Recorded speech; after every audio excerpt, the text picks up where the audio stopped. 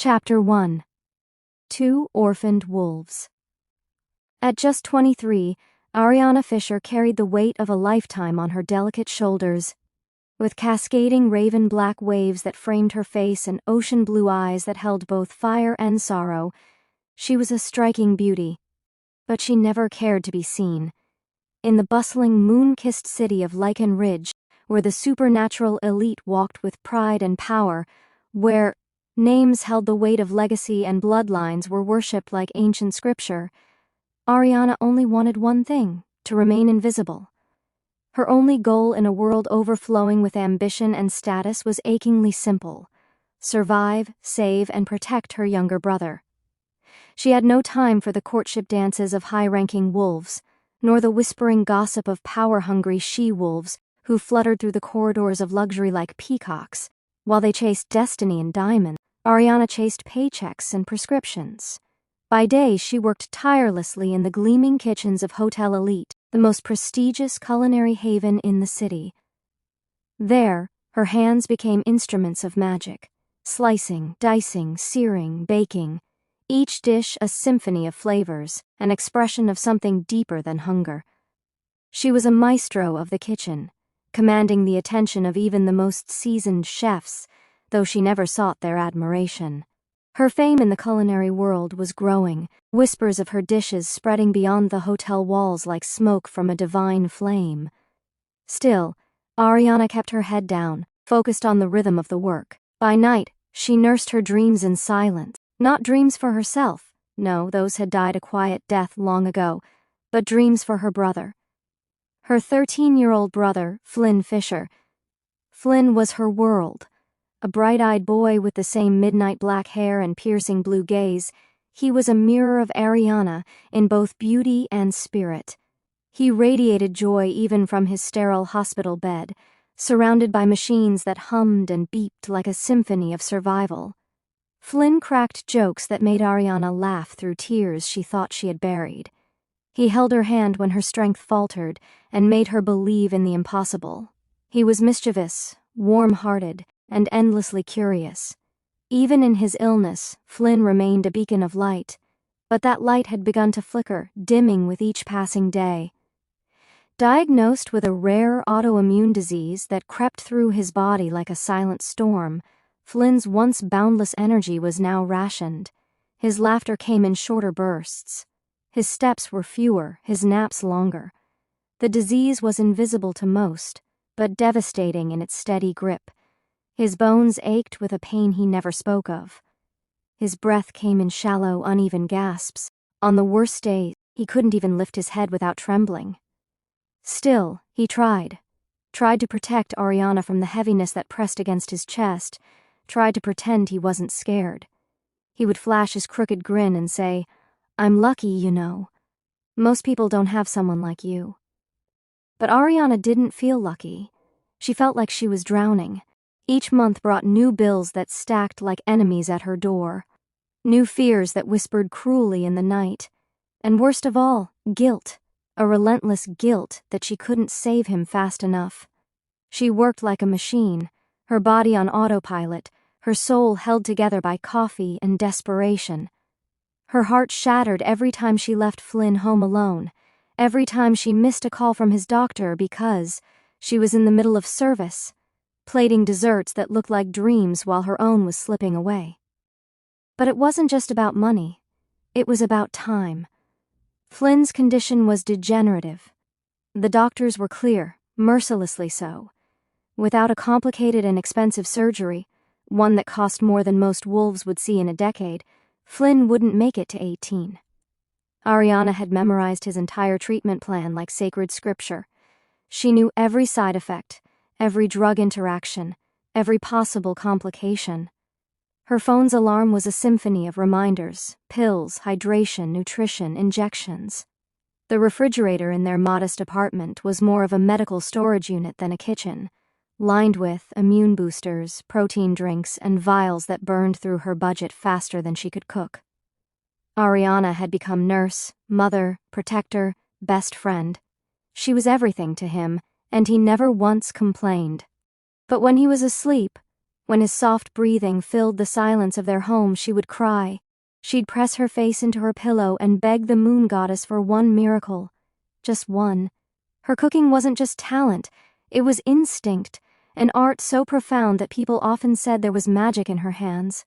Some whispered it aloud, that she had the touch of something divine, that her food healed more than hunger. And perhaps, in some unexplainable way, they were right. Her dishes silenced critics, lifted moods, even made rivals weep with emotion. She had drifted from kitchen to kitchen for years, her culinary gifts her only ticket to survival. She and Flynn had lived like nomads, following opportunity, staying one step ahead of despair.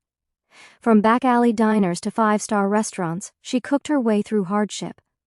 Finally, she had landed a high-paying job as head chef at Hotel Elite. It was a dream many would kill for. It was supposed to be salvation, but even that wasn't enough. Ariana didn't wear designer gowns or command respect from the city's elite. She wore aprons stained with saffron and rosemary. Her armor was the scent of garlic and thyme. Her strength was in her quiet endurance. While others chased mates, fortune, or pack power, Ariana chased something far more precious: time. Just enough time to save Flynn. Each morning she rose before the sun. She kissed Flynn's forehead before slipping out the door, her heart aching as she left him behind. She moved through the city's shining towers and lavish homes with invisible feet, a ghost among gods. No one knew the battle she fought each day. No one saw the fire she smothered inside herself so she could light the way for her brother. But the moon goddess saw, and perhaps, just perhaps, she was listening. Because miracles come when the night is darkest, and Ariana's night was long, silent, and cold. And still she endured, a wolf without a pack, a sister without a choice, a heart breaking quietly with each passing day. But somewhere in Lichen Ridge, another heart beat just as lonely. Another orphaned wolf, another soul lost in silence. And fate, as it often does, was about to stir. Welcome back to my channel. This is an audiobook for Rejected by My Mate, chosen by the Billionaire Alpha, a tale of werewolves, love, wealth, betrayal, and redemption set in a world where light and shadow collide. Narrated by Cauliflower Campbell. If you're new here, my channel creates stories for adults and teenagers, with lessons and experiences to learn from.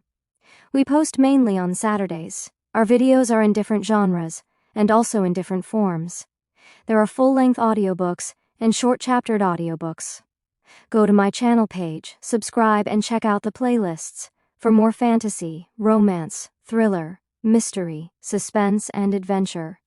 Prepare yourself for a breathtaking adventure filled with werewolves, forbidden magic, and a love that defies destiny.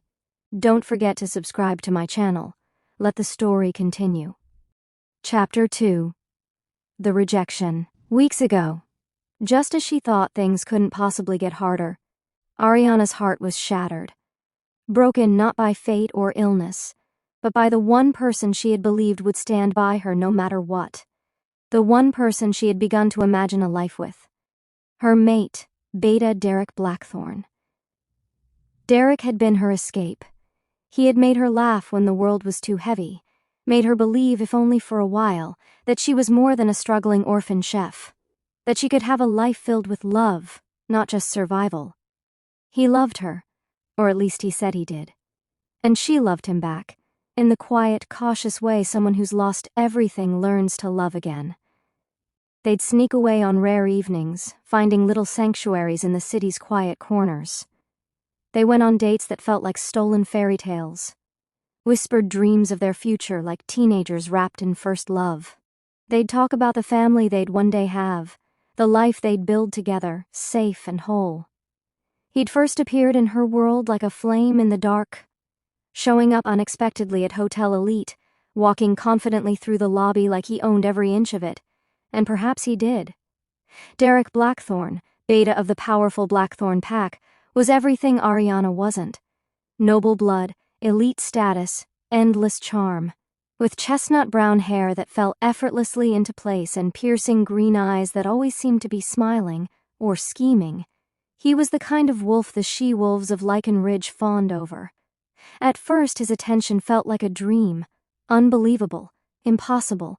He flirted with her over coffee orders, praised her cooking in front of the entire staff, and slowly, surely, pulled her out of the shell she had built around herself. He chose her, or so she thought. A nameless girl from the lower districts, a chef with no last name worth remembering, a wolf with no pack. Their bond, though still subtle and hesitant, had the warmth of something fated, something meant.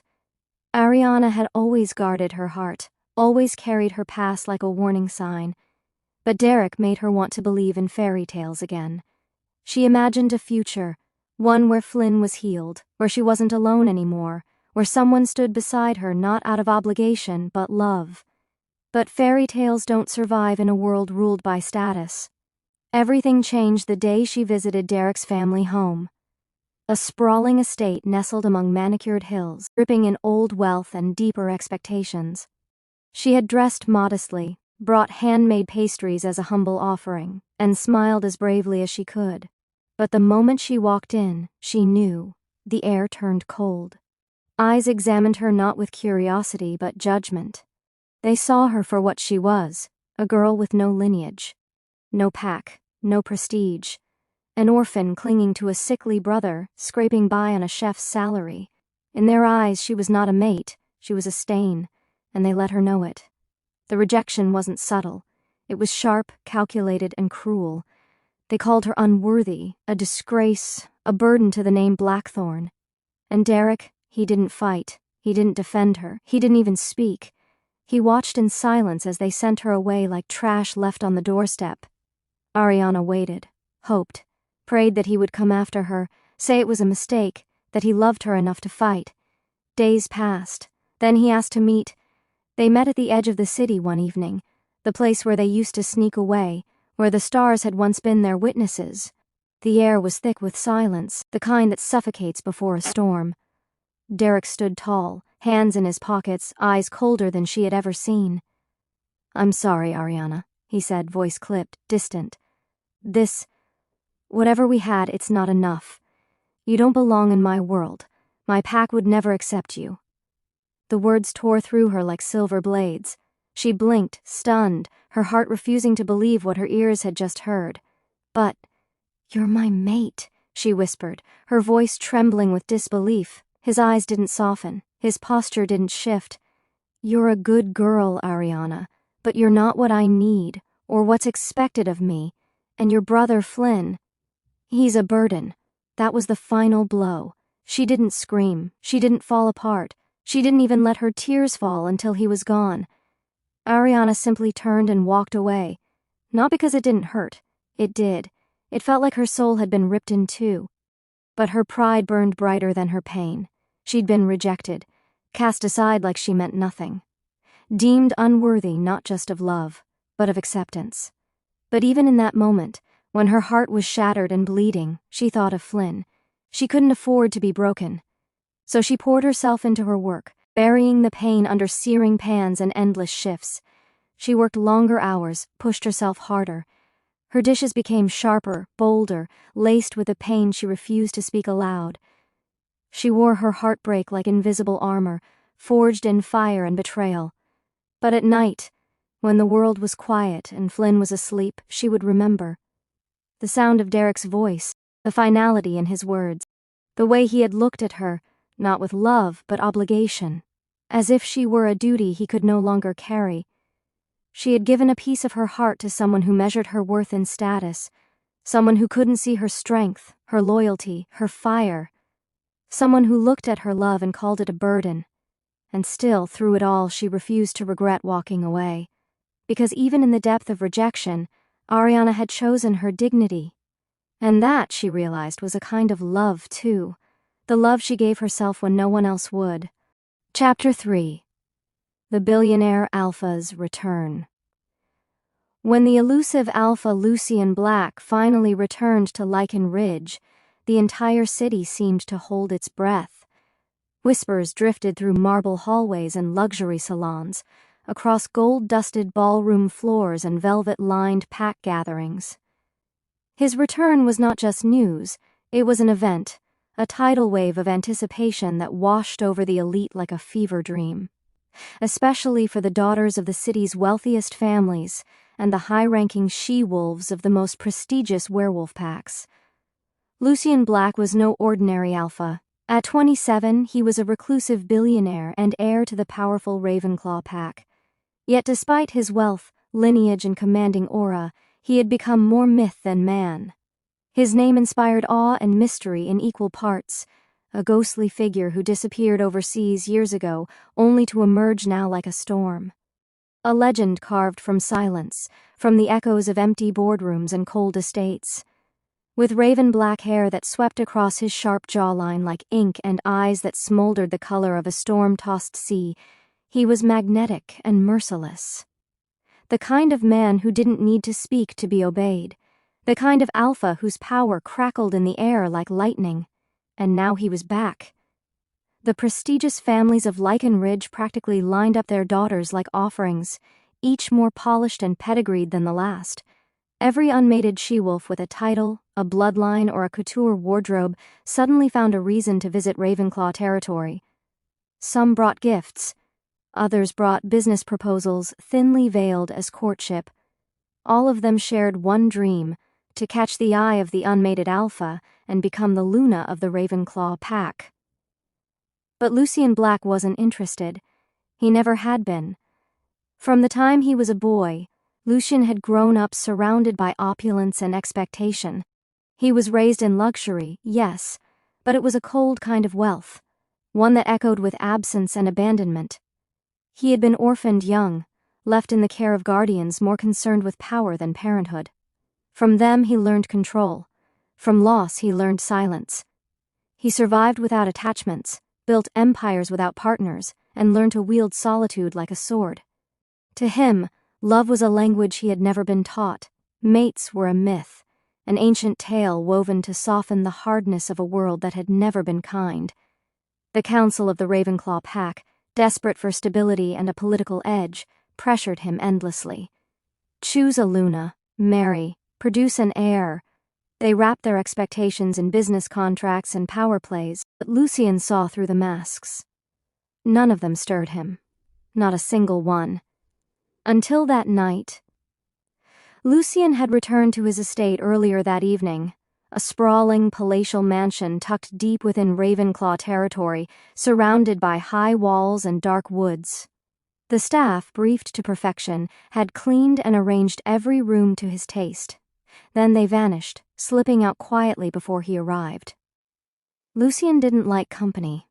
He didn't want voices echoing through his halls. The house was silent, immaculate, and painfully empty. Just the way he liked it, or at least the way he'd convinced himself he did. But that night, the silence wasn't comforting. It was suffocating. The walls pressed in like ghosts of a past he couldn't bury. Restless, Lucien left the estate, stepping into his sleek black Bentley and driving through the forest roads beyond Lichen Ridge. The sky was bathed in silver moonlight, shadows stretching like whispers across the path ahead. The world was still, wrapped in a kind of ancient peace that only the wild could hold. And then, it hit him. A scent, sweet, potent, addictive. It wrapped around him like silk and fire, a warm breath of vanilla kissed with something deeper. Something that wasn't just pleasant, it was calling to him. No, not just calling, demanding. His wolf, dormant for years, stirred violently inside him. Eyes widened, muscles tensed. Instinct snapped into place. Mate.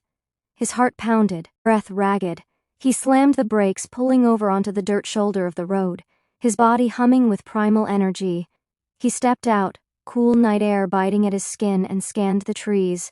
And then, he saw her, a white wolf. Beautiful, ethereal. She glided through the trees with the elegance of moonlight itself.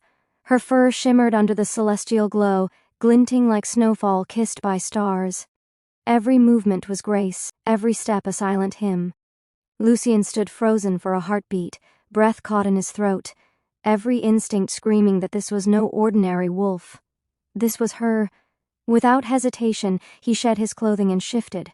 Where the she-wolf was moonlight, he was shadow, A massive beast of jet-black fur and electric blue eyes that glowed with an intensity born of command and hunger. He took off after her. He didn't chase. He joined her. They ran together, two wolves moving as one, weaving through the trees like a story written in motion. They didn't speak. They didn't need to. Something ancient passed between them, recognition beyond language. It was as if the world itself had paused to witness their dance. Time ceased to exist. They reached a lake at the forest's edge, its surface rippling with the moon's reflection. The light caught the two of them, black and white, dark and light, mirrored perfectly in the still water. They stopped, side by side, as the silence wrapped around them like a spell. Lucien stood still, watching her with a longing he had never felt in his life. His wolf urged him forward, aching to close the distance. He wanted to shift, to see her, to speak, to ask her name, to offer his, to tell her, mine. But before he could, she looked at him one last time. And then, with the elegance of a dream fading at dawn, she turned and vanished into the trees. Gone, leaving only her scent behind, like a memory painted in gold. Lucien stood at the edge of the lake, shifting back into his human form, his bare chest rising and falling as if he had run for miles. But this wasn't exhaustion. This was longing, real, raw, undeniable. He didn't know her name, he didn't know her face, but something inside him had changed, something ancient had awakened. After a lifetime of silence, of solitude, of burying any hope that someone like him could ever be loved, he had found her, his mate. And now that he had, there was only one thing left to do: find her, because Lucien Black didn't chase dreams. He claimed them. Chapter 4. Aching. Ariana stirred slowly in the small, worn bed of her modest apartment, tangled in thin sheets that did little to soothe the ache in her muscles. Her room was still, wrapped in the silence of early morning, where the world seemed to hold its breath before the chaos of the day began. Her body was sore, not painfully, but in the way that spoke of a long run in wolf form, one that had stretched further and deeper than she'd gone in years. The kind of aching that felt like a memory, echoing in bone and blood. The first rays of dawn slipped through the half-drawn curtains, brushing her pale skin with soft gold. Dust motes danced in the air like glittering spirits, and the soft hush of the wind whispered through a cracked window pane. Her raven-black hair spilled across her pillow in tangled waves, tousled and scented with vanilla, pine, and the wildness of the night air. She blinked up at the ceiling, heart still oddly racing, her mind trapped somewhere between waking and the memory of moonlit trees. Something about last night felt different, sacred, almost like the woods themselves had breathed with her, moved with her, like the run had not just been an escape, but a calling. She sat up slowly, breathing in the quiet. The apartment was small, but it was home. Flynn was still asleep in the next room, his tiny frame curled beneath a quilted blanket, hooked up to his medication machine. The steady hum of the machine filled the silence, a dull mechanical lullaby, and a painful reminder of the countdown ticking inside her heart. Every shift, every moonlit run was a stolen moment, a fragile breath away from reality, from the truth she carried like a weight against her ribs. But last night? Ariana wrapped her arms around herself, drawing her knees up to her chest as her mind flashed back to the forest, to the way the wind had whispered through the trees, carrying away the heaviness in her soul. She had needed to escape.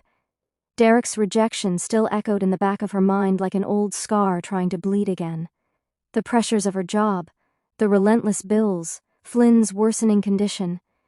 Everything had pushed her to the edge, to the brink, so she ran. And that was when he appeared, a black wolf, large, powerful, unlike any she had ever seen before. There had been something primal in the way he moved, yet something graceful, something hauntingly beautiful. His scent had overwhelmed her, strong, earthy, something dark and addictive, laced with a warmth that reached into her chest and pulled at something sacred. It had clung to her even now, lingering on her skin like a secret. They hadn't spoken, they hadn't touched, but they had connected. For a few fleeting moments, it was like the rest of the world had disappeared. Just the two of them, under the moonlight, breathing the same air, hearts beating in tandem as though drawn by something ancient and unspoken. Their wolves had danced like shadows between the trees, wild and free, two halves of a whole that had never met, yet somehow always known. Ariana exhaled slowly and pressed her hand to her chest, where something still fluttered, nervous, excited, afraid. That run had stirred something she hadn't felt in a long time, something more dangerous than love, hope. Who was he? She whispered aloud, her voice small in the silence. But she shook the thought away like a daydream. It didn't matter. She couldn't afford to get lost in fairy tales, not with Flynn's life hanging in the balance. Whoever he was, if he had recognized her scent, he would have come after her. He would have found her by now. But he hadn't. He'd stayed in the woods. Or maybe, like everyone else, he'd sensed what she was. An orphan without a pack, without title or lineage. Just a chef. Just another nameless she-wolf trying to survive in a world that only valued pedigree and power. She brushed the thought away and swung her legs over the side of the bed, rising into the morning routine that had become her rhythm. She tied her hair back, washed her face, and pulled on the familiar comfort of her apron. The kitchen beckoned her like an old friend. The aroma of coffee and herbs soon filled the air as she began prepping breakfast for Flynn. Her hands moved with practiced grace, measuring, whisking, searing, because cooking was her sanctuary, her magic. It was the one place in her life where she still had control, where her heart could express what words never could. She poured love into every dish, every chopped herb, every sizzle of the pan. It was her language. But no matter how hard she tried to focus, she couldn't stop thinking about the black wolf with the ocean blue eyes. The way he had run beside her like he'd known her soul. Chapter 5. The Culinary Art. That morning, Ravenclaw Tower, Alpha Lucien's office. The towering glass windows of Ravenclaw Tower overlooked the sprawling city of Lichen Ridge. Morning light filtered in, cool and golden, casting sharp shadows over the pristine interior of Alpha Lucien Black's office. The room was a reflection of its owner, structured, elegant, with an underlying tension that hinted at the storm within. He sat behind a dark oak desk, his fingers drumming idly against a thick file labeled Ravenclaw Investments, Fiscal Q2. Mind wasn't on the numbers, though. It hadn't been since last night. He hadn't slept. Not properly, anyway. That white wolf haunted his thoughts. The scent of vanilla and moonlight still lingered in his senses like a ghost that refused to leave. Her presence had stirred something ancient in him, something primal, buried deep within the marrow of his bones, something his wolf refused to let go of.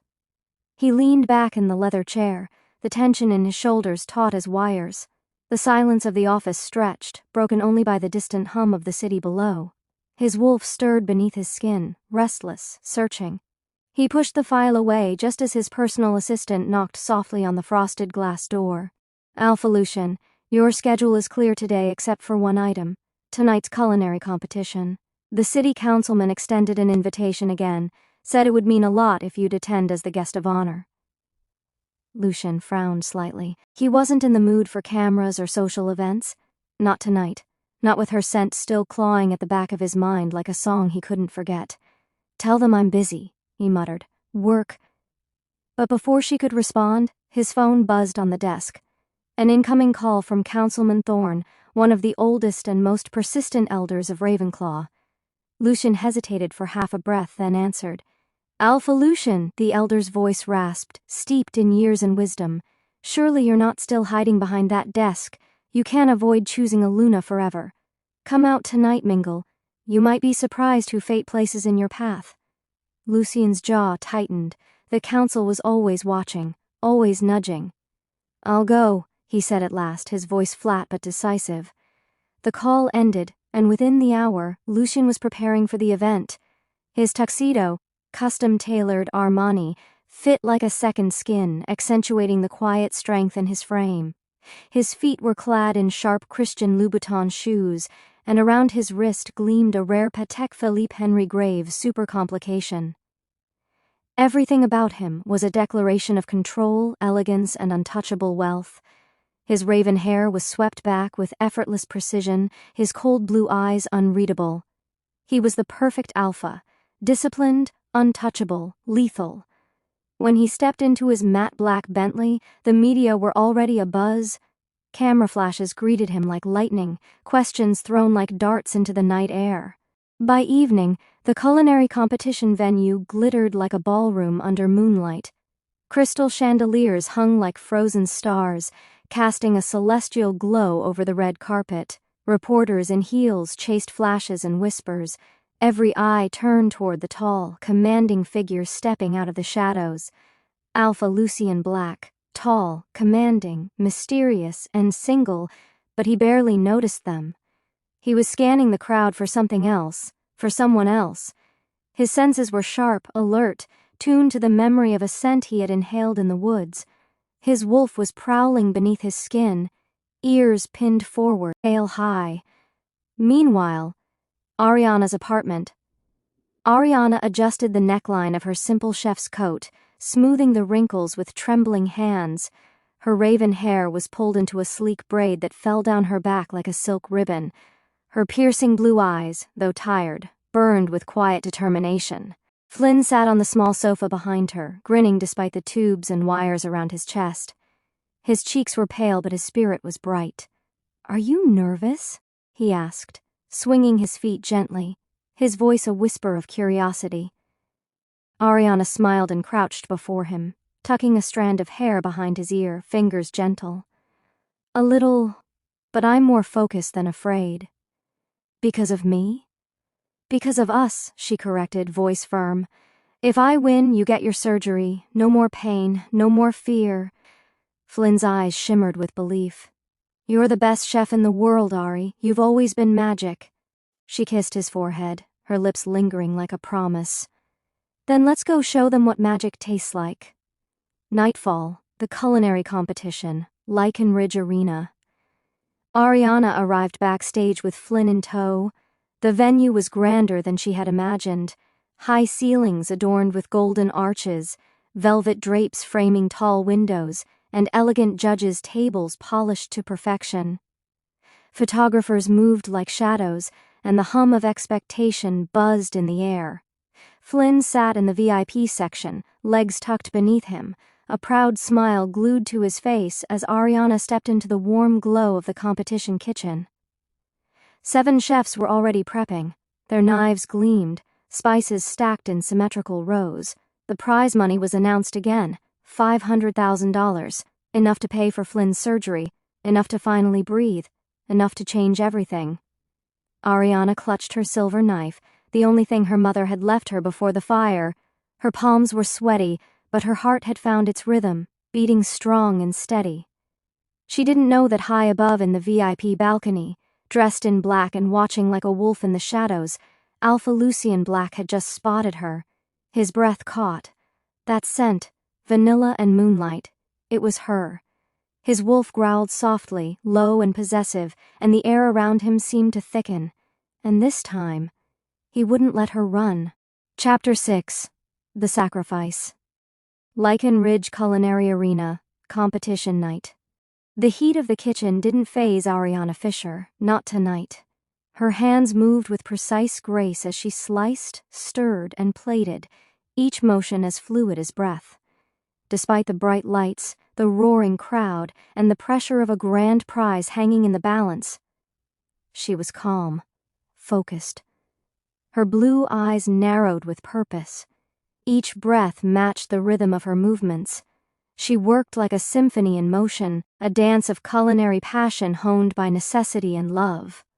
But amidst the calm, something, or rather someone, disturbed the air around her. She could feel it, the weight of a gaze from above, piercing, intense, predatory. It prickled along the back of her neck, yet instead of unsettling her, it made her sharper, more alert. A strange energy coursed through her blood like a rising tide, awakening a part of her she thought she'd buried after Derek's rejection. She didn't look up. She didn't need to. Somewhere out there in the VIP balcony he was watching. VIP balcony. Alpha Lucien Black.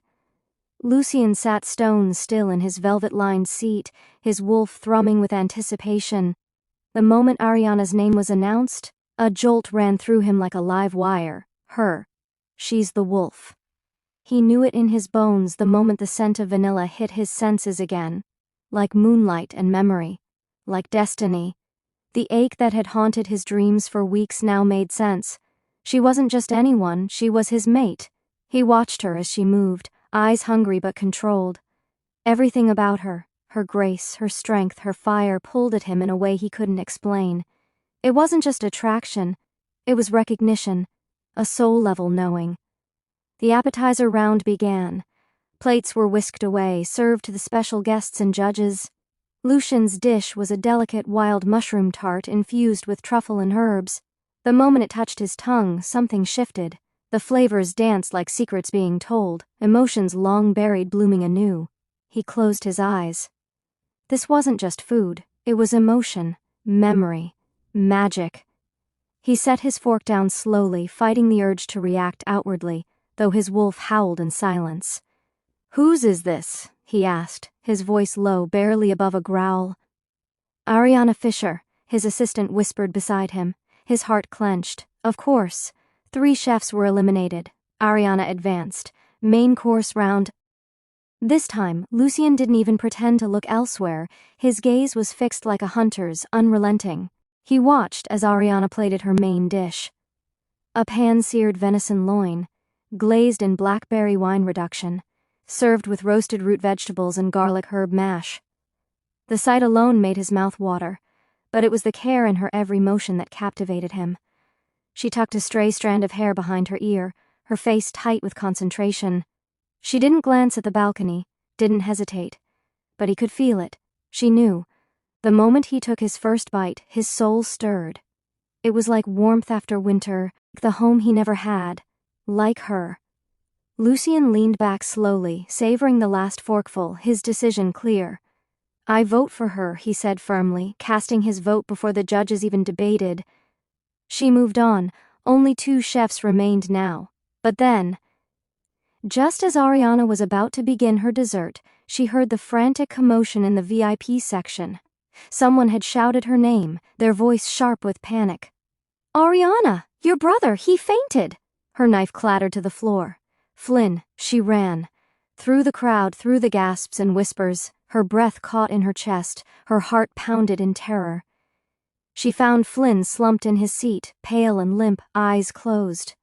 He looked like a broken doll, his small chest rising too slowly.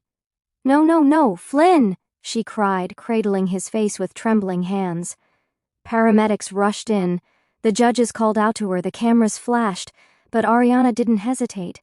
She climbed into the ambulance with him, holding his hand all the way, tears silently streaking down her cheeks. She didn't look back.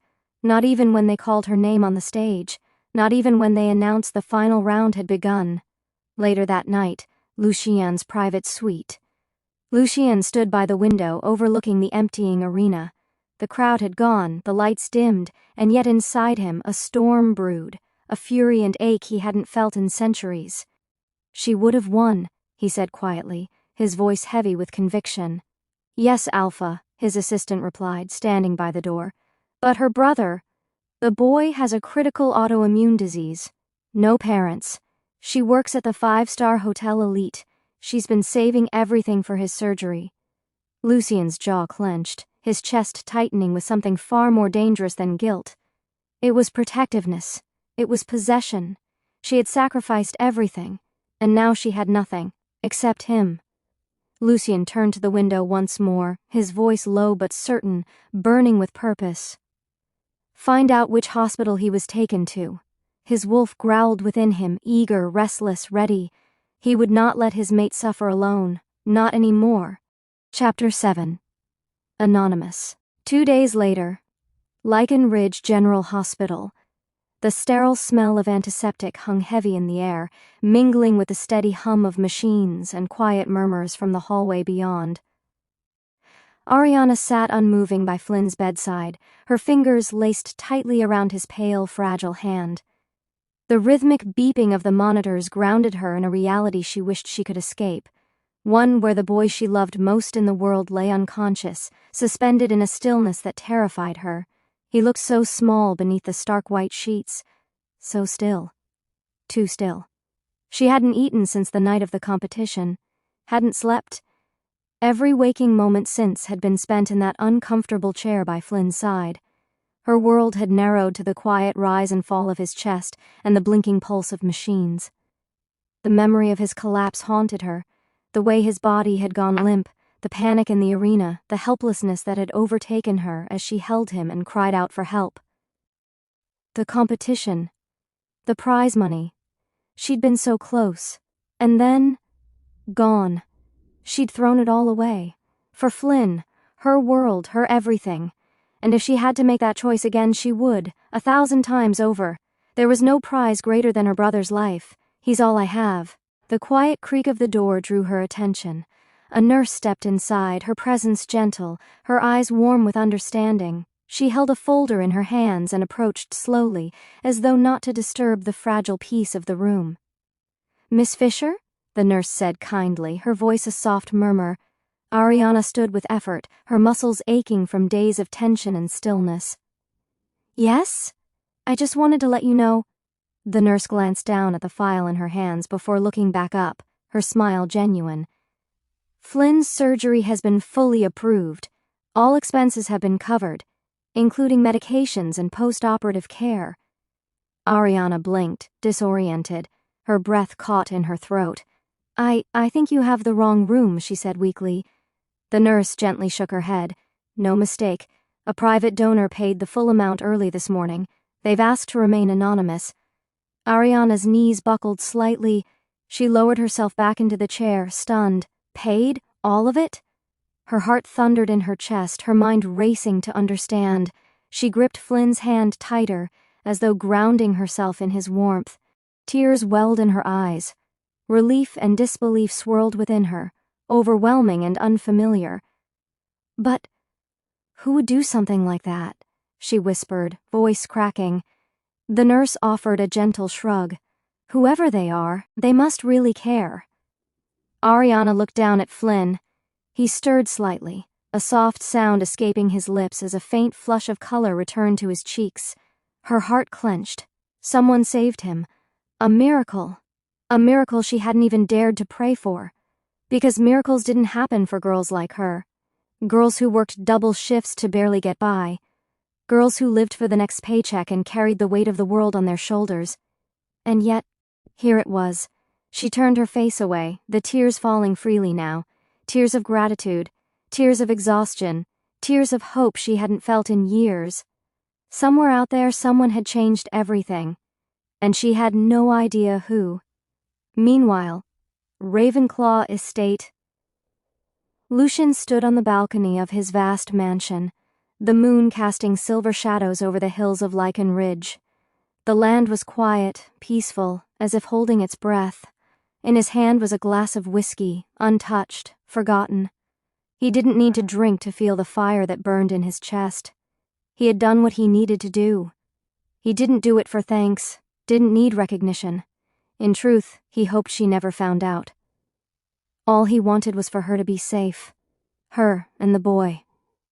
His wolf stirred inside him, restless but content. It had been quiet since the moment the donation cleared, as though satisfied that the mate it had longed for was no longer in danger. Soon, he thought, his eyes fixed on the horizon, she'll know it was me. But not yet. Not until the time is right. Until then, he would watch from the shadows. Protect from afar. Because love wasn't always loud. Sometimes it moved silently, invisibly, like the moonlight slipping across the earth. And Lucien Black would wait. For her, for Flynn, for fate to deliver the moment they were meant to collide again. He would wait. Because for the first time in a long time, he had something worth waiting for. Chapter 8. The door reopens. Flynn was home, recovering. Breathing easier. The color had returned to his cheeks, and for the first time in weeks, Ariana allowed herself a single fragile breath of relief. The surgery had been a success. The doctors were cautiously optimistic, and though Flynn was still weak, there was light in his eyes again. Hope, mischief, and life. But just as Ariana helped him into bed, tucking the blankets around his legs, the phone rang. She answered, still smiling softly. "We're sorry, Miss Fisher. Your employment has been terminated, effective immediately." The voice on the other end was clipped, impersonal, corporate. "What? Why?" she asked, her voice sharp with panic as she tightened her grip on the phone. "We're unable to provide details at this time. Your severance will be processed within 7 business days." And just like that, the call ended. Ariana stood frozen. Then her knees gave way and she dropped to the floor beside Flynn's bed. Her hands shook, her vision blurred. No job, no income, no security.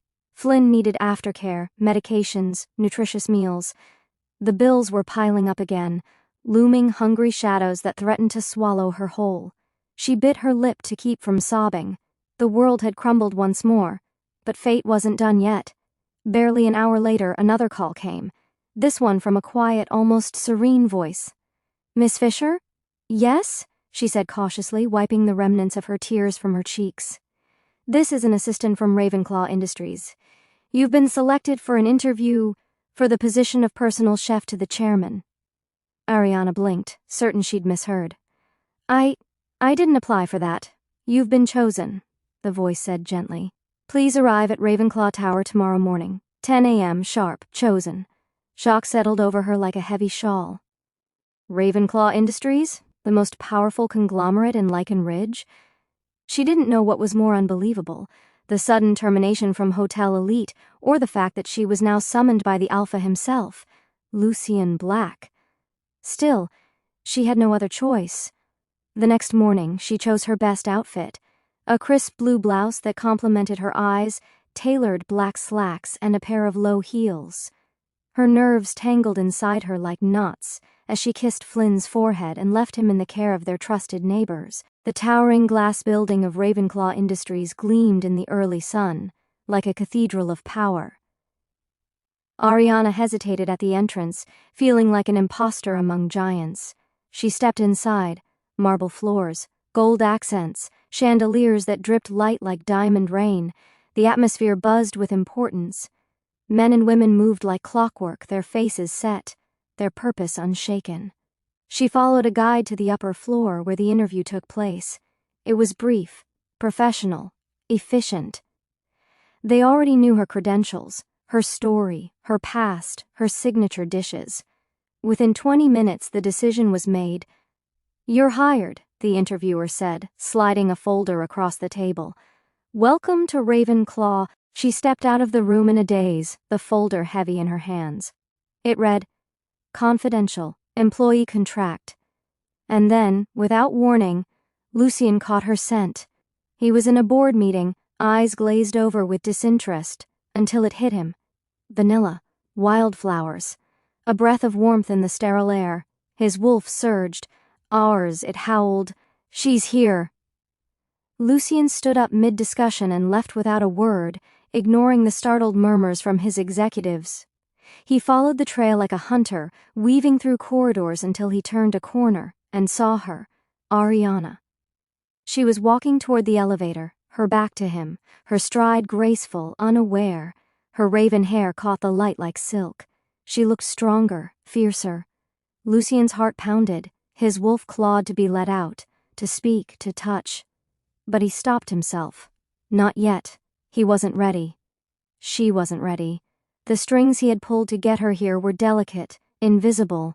She couldn't know, not yet, that he was behind the job offer. And her firing. So he watched her walk away again, disappearing into the lift, unaware of the storm that churned just down the hall.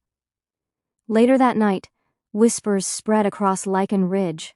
The orphan chef from the culinary competition, hired by Alpha Lucien Black. Social media buzzed, gossip circles ignited. The she-wolves of high society fumed.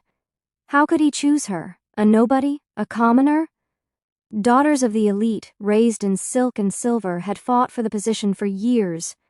And now a girl from the streets, a girl with no pack, had been chosen? The next day, as Ariana left the Ravenclaw building, the Fury found her. 3 she-wolves blocked her path.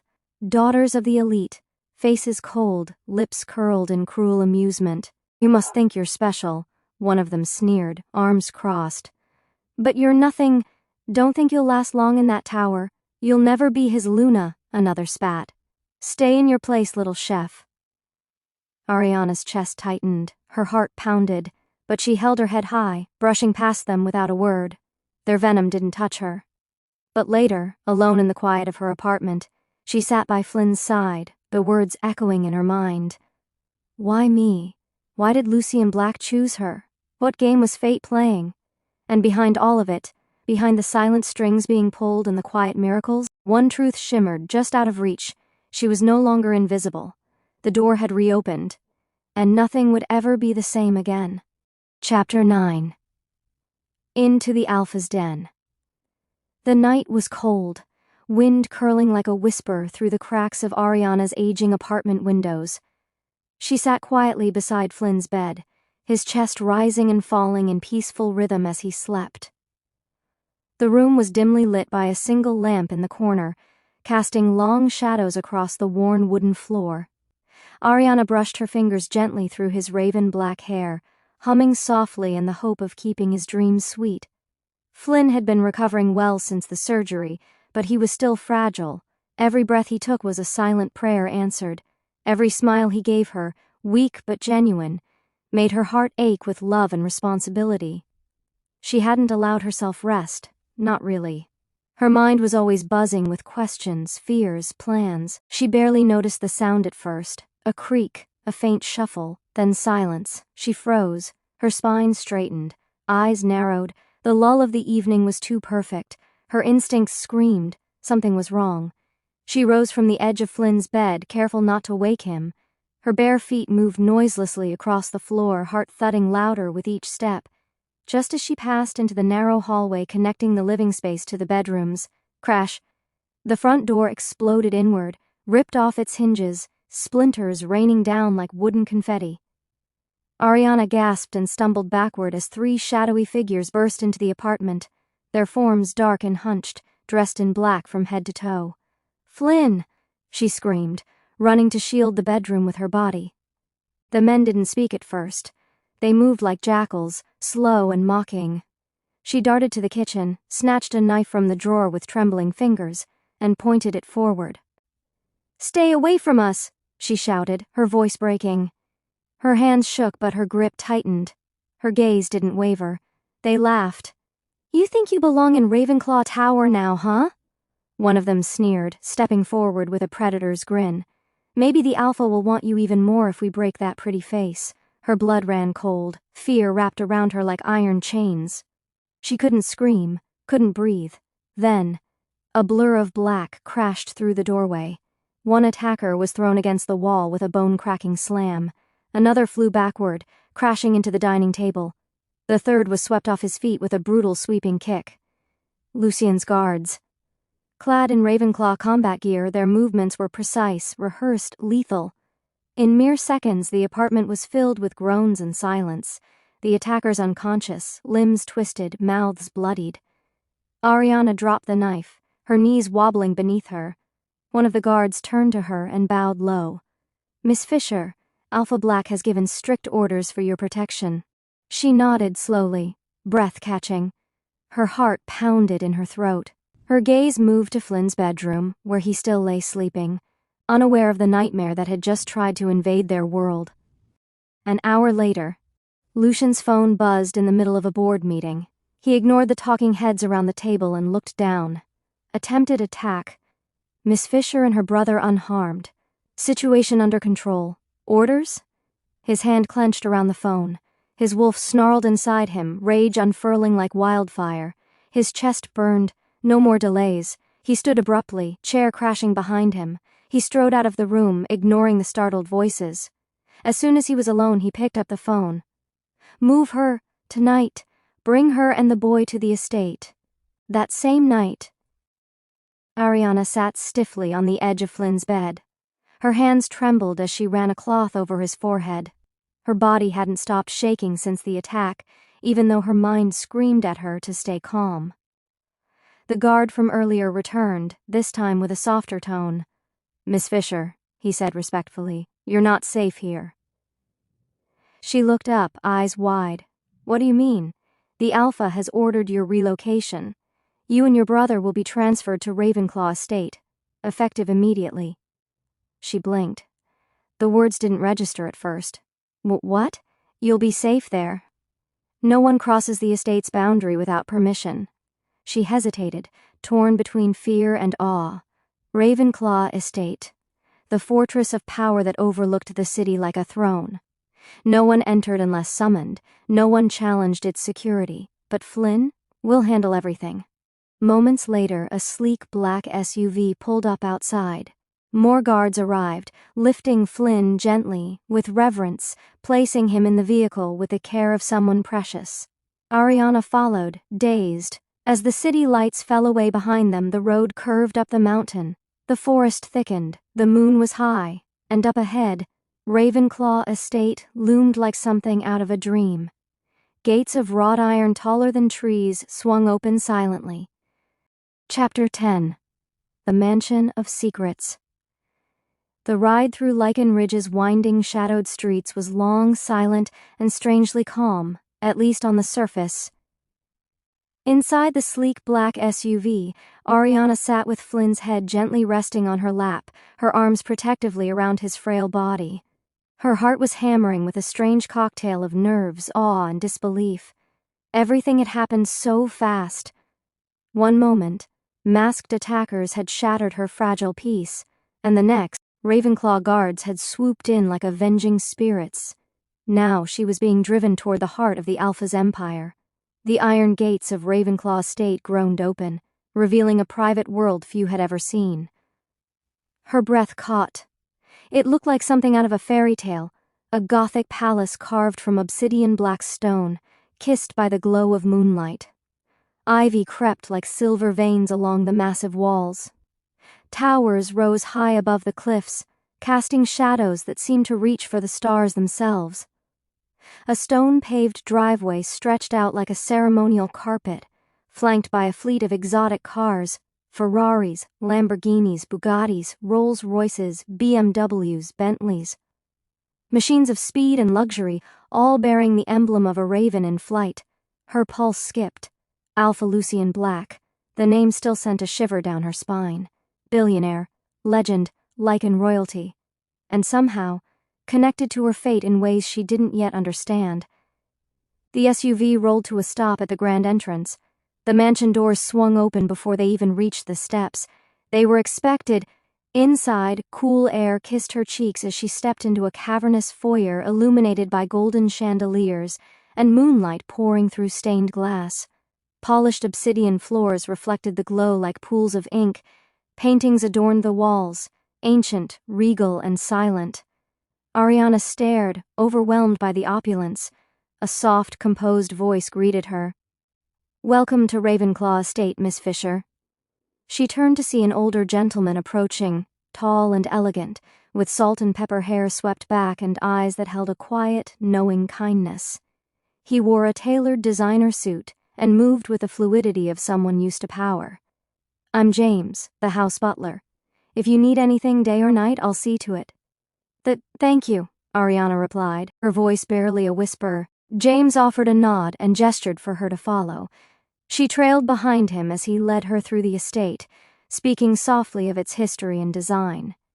He showed her the music room with its grand piano and string quartet corner, the gilded dining hall with its crystal candelabras, and a vast library that smelled of parchment and ancient magic. She paused at the portraits in one of the long halls, oil paintings of regal men and women, all with the same piercing eyes. "Are these?" she asked. James's expression softened but turned unreadable. "The Ravenclaw lineage. The family is no longer present. It's not my place to speak of them." Ariana didn't push further. In the outer gardens, moonlight spilled across rows of fresh herbs and vegetables. The air was fragrant, alive. Her fingers brushed over rosemary, thyme, basil. For a fleeting moment, she forgot the danger, forgot the weight on her shoulders. This was where she belonged. Eventually, James brought her to a quiet annex nestled on the edge of the estate gardens. "This will be your quarters," he said gently. "Private, secure, and equipped for you and your brother's comfort. The Alpha thought it best you had your own space while still under the estate's protection." Inside, Ariana found herself breathless. The space was warm and elegant, with modern furnishings woven seamlessly into timeless architecture. 2 bedrooms, a cozy living area, a small kitchen nook. It felt like home. Flynn, now awake and groggy, blinked as he stepped into his room. His gasp made Ariana turn. "It's everything I ever wanted," he whispered, his voice thick with wonder. Comic books lined one wall. A high-end gaming console sat beneath a large screen. A telescope stood by the window, angled at the stars. Tears filled Ariana's eyes. Joy, relief, gratitude. Seeing Flynn's happiness was her greatest gift. James stood at the door, his expression proud. Alpha Lucien personally gave instructions for everything. Why? She wondered again. Why was he doing this? Still overwhelmed, James led her through a corridor that joined the annex to the main house. It brought her to the estate's true heart, the kitchen. Here, she met Mr. Benson, head of the culinary team. He was sharp-eyed, gray-haired, and carried himself with authority. He gave her a firm handshake. "I've heard of your skills, Miss Fisher. Welcome to the kitchen. We start early, we finish late, and we don't tolerate slackers." Ariana nodded, understood. The rest of the staff greeted her with genuine curiosity and respect. She didn't expect that. Her reputation as the mysterious chef from the competition clearly followed her. After outlining the duties, Mr. Benson leaned in slightly, his tone lowered. "One last thing," he said, eyes locking onto hers. "The chairman has one standing rule: no staff is to be in the house after nightfall. When Alpha Lucien returns, he prefers solitude." She blinked, caught off guard. "All right." But James appeared again and handed her an ornate keyring. "You, however," he said with a rare gravity, "have been given clearance. You're the personal chef, Miss Fisher. That means early access and late responsibility. He doesn't like noise, doesn't like being disturbed. But he trusts you to be in his home. That's an honor none of us have had in years." Her fingers closed slowly around the keys. "He trusts me?" Her heart thudded with questions she couldn't voice. As the estate shifted into nighttime silence, the rest of the staff departed with a quiet efficiency. Ariana returned to the annex, mind still reeling. Flynn was tucked under a soft comforter, already dozing off with his telescope set to face the moon. Ariana sat at the window, her oversized pink sweater wrapped around her like a blanket. Her pajama pants brushed the floor as she swung her feet gently. The night air was crisp, the stars sparkled. She pressed her hand to her chest. "Why is he doing this for me?" She didn't have an answer, so she bowed her head and whispered to the moon goddess, "Thank you. For everything." Then, tying her hair into a bun with her favorite pink ribbon, she stood and turned toward the small kitchen. She had an idea.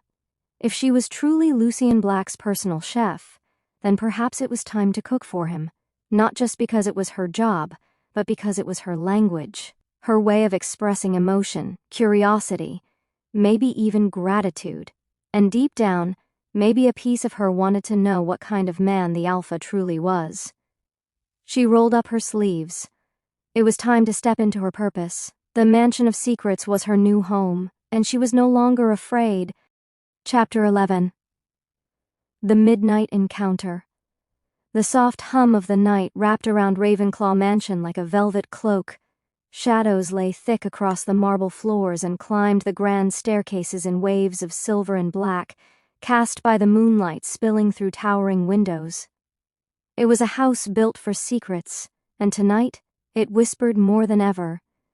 Alpha Lucien Black arrived home later than usual, his sleek car purring to a stop in the private garage like a beast tamed only by his hand. As he stepped through the mansion's private entrance, a subtle shift in the air made him pause. His steps, usually deliberate and silent, slowed. His senses sharpened. Something was different.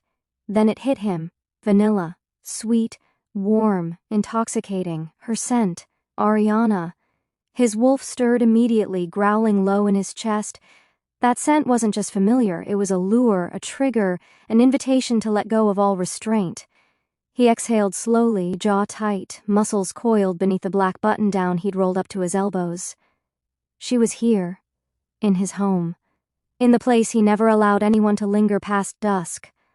Why did that both infuriate and calm him? He headed toward his private quarters, his mind clouded with her presence. He stripped off his shirt and slacks, stepping into the bathroom, turning the water to near scalding. Steam filled the marble chamber, curling over his skin like a second breath. Droplets slid along his tattooed arms, the ink running down his biceps and across his shoulders, symbols of an ancient lineage. His raven black hair stuck wetly to his neck and forehead as he gripped the sink's edge and stared into the mirror. Blue eyes glowed faintly in the reflection, the color deepened by the rising moon. Still not calm, still thinking of her. Wrapped in a towel around his hips, he stepped out of the bathroom, water still clinging to his frame, and began walking toward his room. Then, clatter. Faint but unmistakable. From the kitchen, he stilled. No one was allowed in the mansion after nightfall. No one except one, Ariana. His expression darkened as curiosity and something far more primal took over. He padded silently through the halls, his presence a shadow among shadows. He didn't rush. He didn't need to. The moment he reached the kitchen, he stopped. There she was, standing beneath soft golden light, her back to him.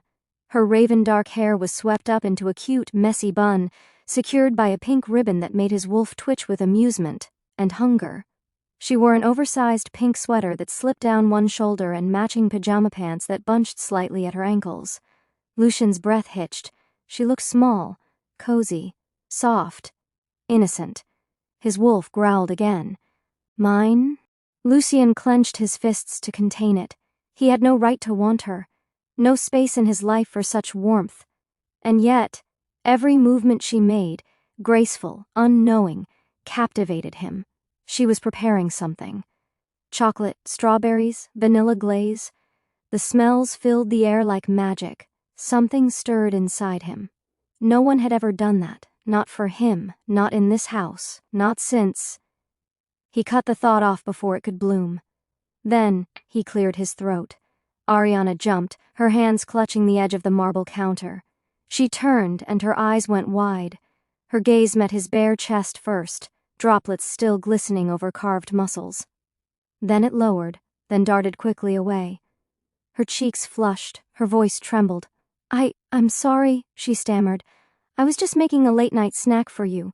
I thought maybe you'd be hungry after work. Lucien's expression didn't change, but something flashed in his eyes. He walked toward her slowly, each step deliberate, each movement echoing power. He stopped inches from her, and the air between them changed.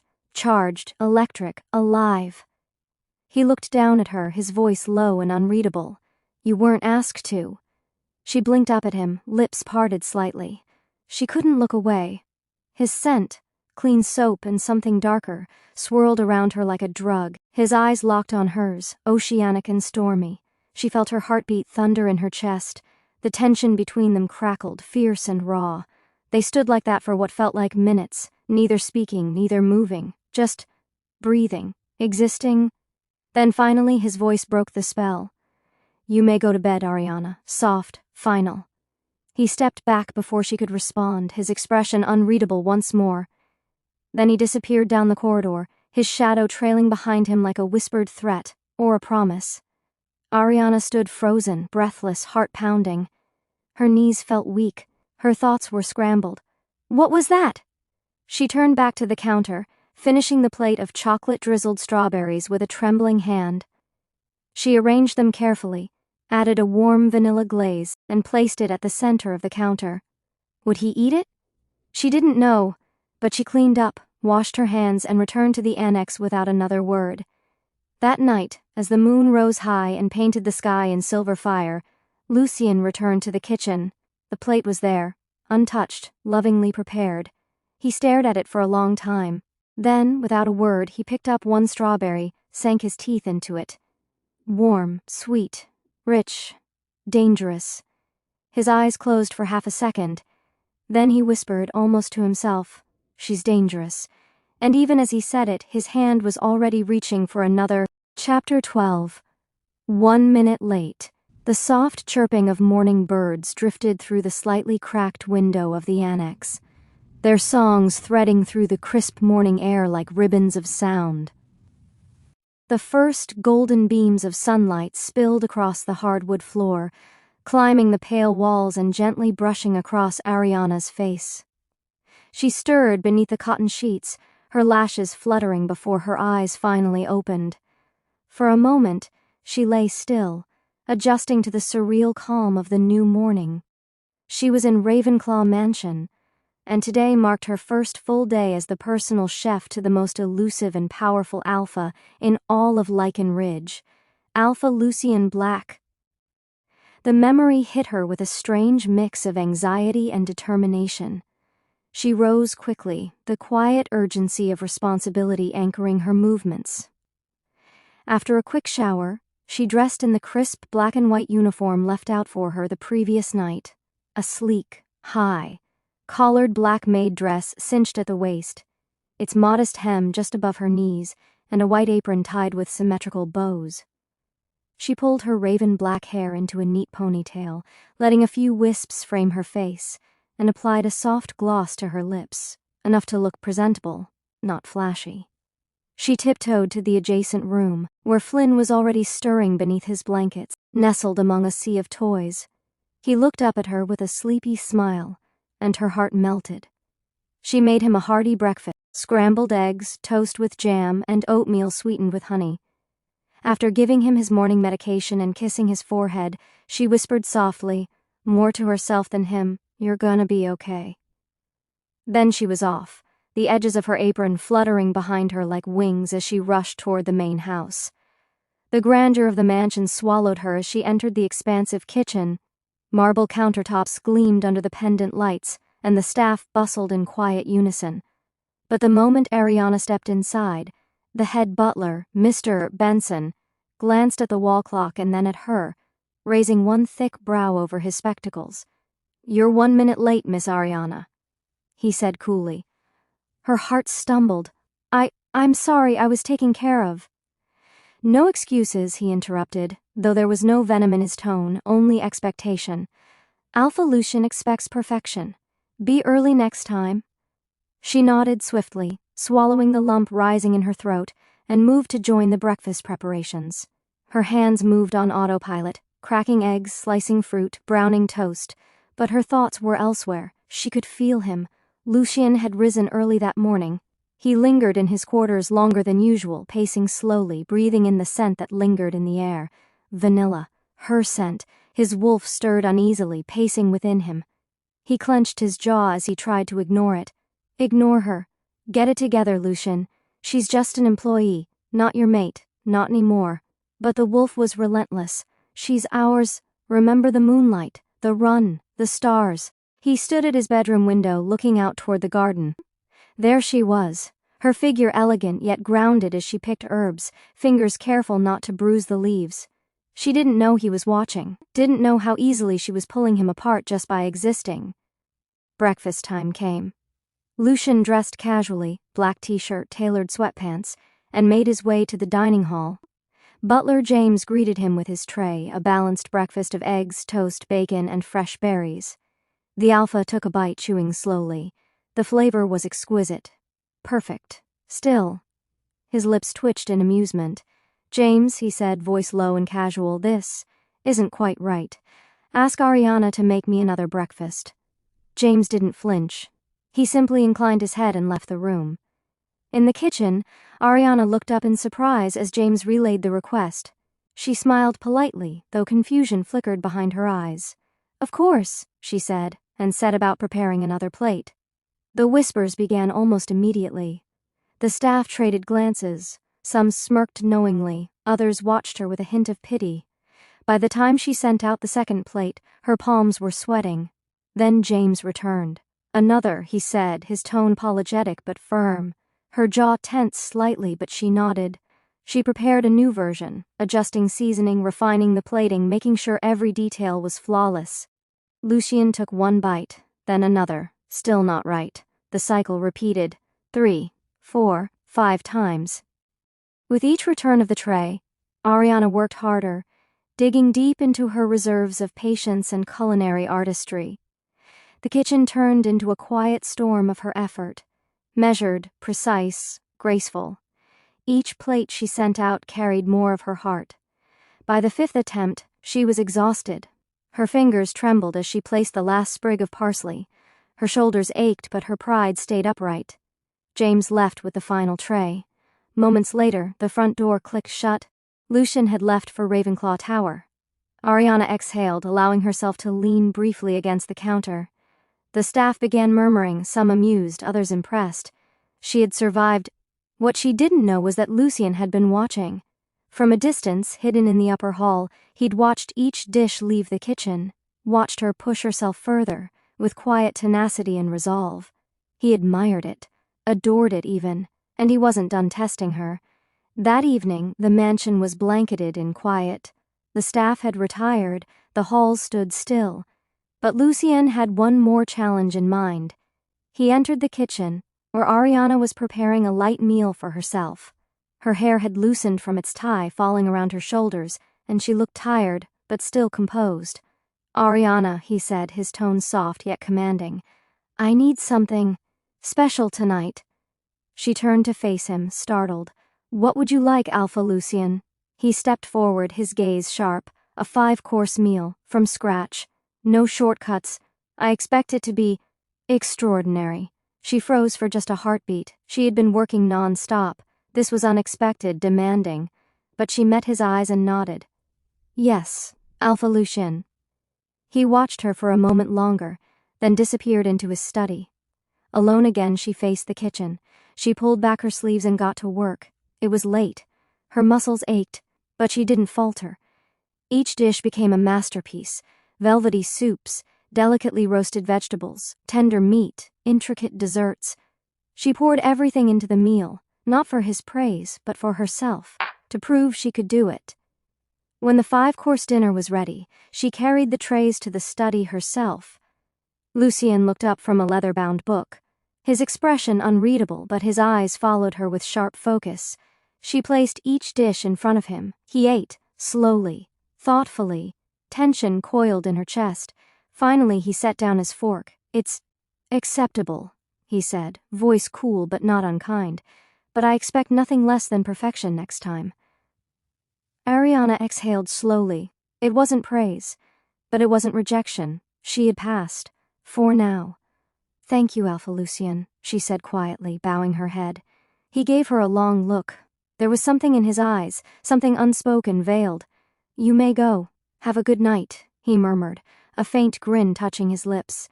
She nodded and slipped away. Back in the kitchen, she began to clean up. Alone again, surrounded by warmth and silence, her thoughts wandered. This was only the beginning. Lucien Black was testing her limits, and she would rise to meet every single one. Chapter 13. End of the game. Lucien's behavior toward Ariana evolved into a complex, meticulous game. One he played with a predator's patience and the quiet control of an alpha accustomed to commanding every situation. His every glance, every word, every fleeting smirk seemed intentional. It was as if he were orchestrating a symphony only he could hear, a melody Ariana had been unconsciously dancing to. At first, it had all seemed innocent enough. Ariana had settled into life at Ravenclaw Mansion with the diligence and grace of someone determined to prove her worth. She mastered her role in the kitchen swiftly, efficiently.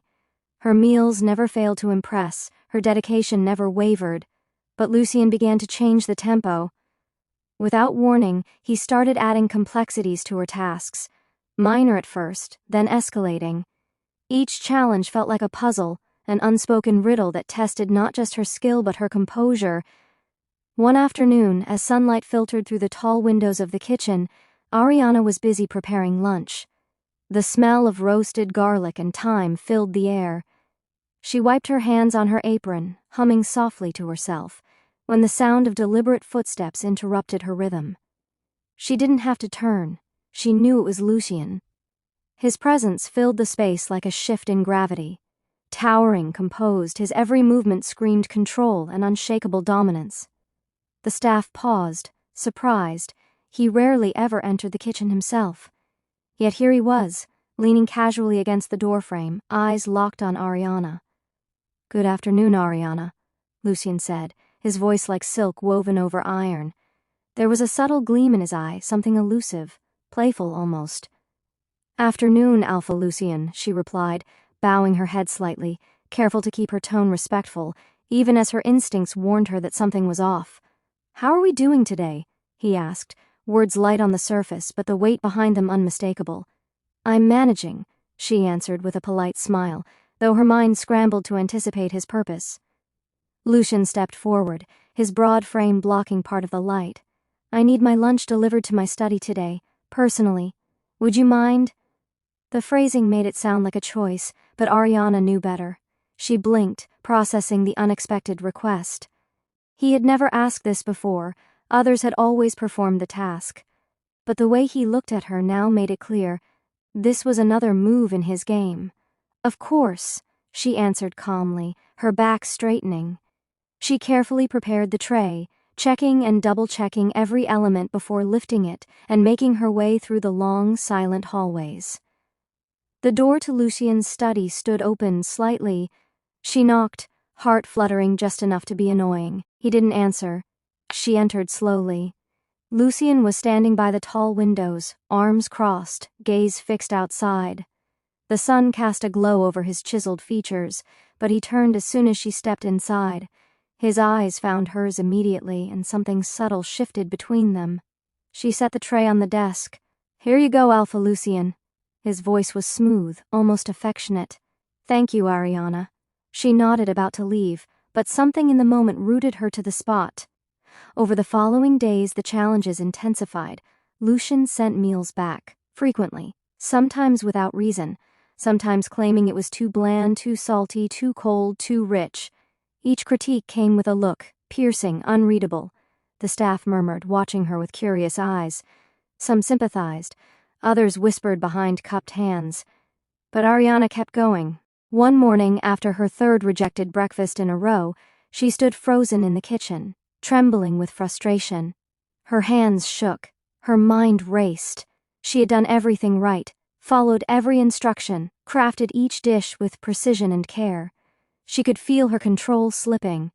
Enough. She marched out of the kitchen, her footsteps echoing through the mansion's marble halls. She found herself outside Lucien's office door before her courage had time to falter. She knocked, then entered without waiting. Lucien was seated at his desk, calm as ever. His eyes rose to meet hers, unreadable. "Alpha Lucien," she said, voice firm, though her heart pounded. "We need to talk." He arched an eyebrow. "Is something wrong with breakfast again?" Her fists clenched at her sides. "You've been testing me, Lucien, every day, with the food, and I need to know why." Lucien leaned back slowly in his chair, his posture relaxed but his gaze sharp. "Testing you? I thought I was giving you tasks you could handle." "You're talented, Ariana. I wanted to see the best from you. Don't insult me," she snapped. "You've sent back my meals 5-6 times a day. You make me start over again and again. You've been pushing me to the edge, and for what?" He was quiet for a moment, studying her. Then he sighed, his expression softening for the first time. "I didn't realize," he said slowly. "I didn't realize it was hurting you like that." Ariana stood still, surprised by the honesty in his voice. "I guess I was testing something else too," he continued, quieter now. "Testing me. I've spent so long in control, Ariana, of everything, of everyone. I didn't know how to let someone in without trying to break them first, but I see now that I've been unfair." She stepped closer to his desk, her voice gentler now. "You don't have to test me to see what I'm made of. I've shown you. Every day. You don't need to keep pushing me until I break." Lucien's gaze locked with hers, something shifting beneath the surface. For once he looked unguarded. "You're right," he said, "and I'm sorry, truly. I won't do it again." There was a moment of silence, a fragile truce settling between them. Then Lucien stood, slowly approaching her. The tension that had always simmered between them didn't vanish, but it changed, it matured. He stopped just a breath away, eyes sincere. "Thank you," he said. "For being honest. I needed that." Ariana nodded. She felt the weight lift from her chest, the exhaustion giving way to something lighter.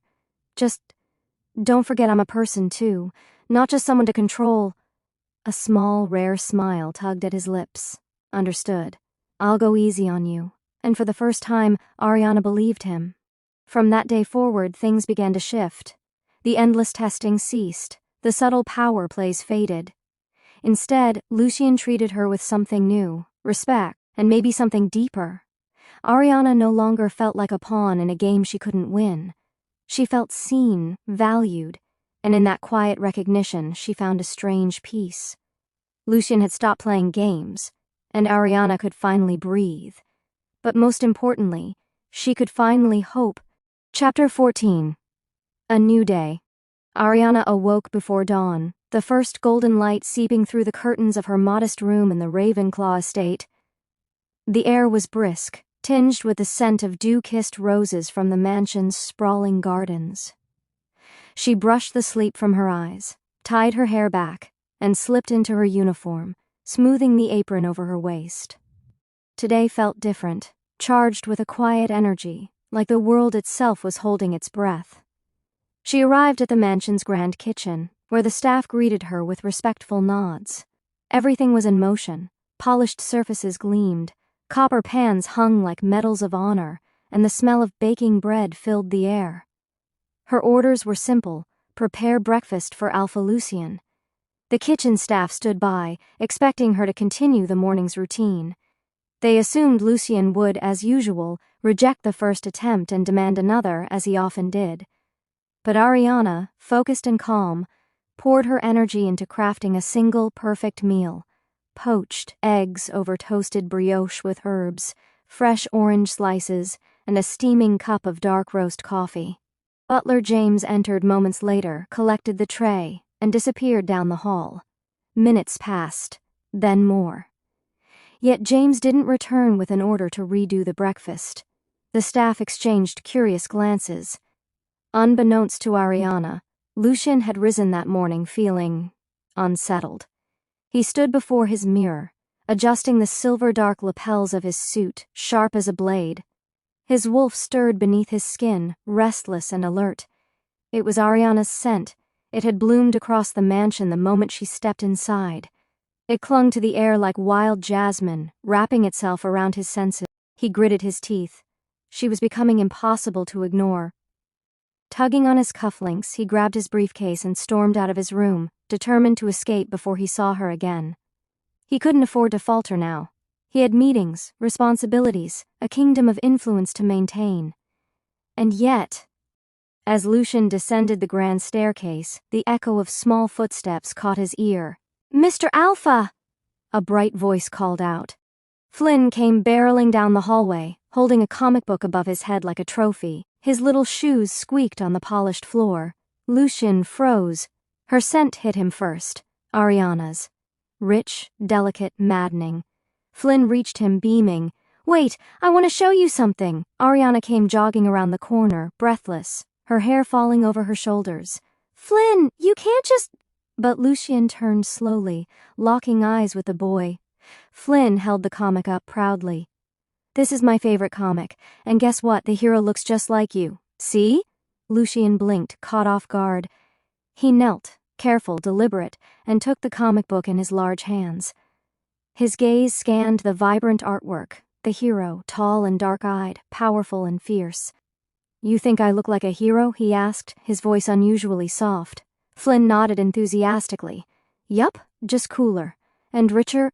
A rare sound escaped Lucien then, a chuckle, low and genuine. He handed the comic back. "You've got good taste, kid." Ariana reached them, panting slightly, her cheeks flushed. "I'm so sorry, Alpha Lucien. I told him not to interrupt." But Lucien stood, towering above them once more. His gaze met hers, and for a moment, it burned. Time stilled. The mansion faded around them. All he saw was her. Then, with the air of a man gripping his last thread of control, Lucien turned sharply and walked toward the front doors. "Make sure your brother eats all his breakfast," he called out without looking back. Ariana's lips parted in surprise. "Yes, Alpha Lucien," she said softly. As the doors closed behind him, she placed a hand over her racing heart. He didn't scold them. He didn't growl or command.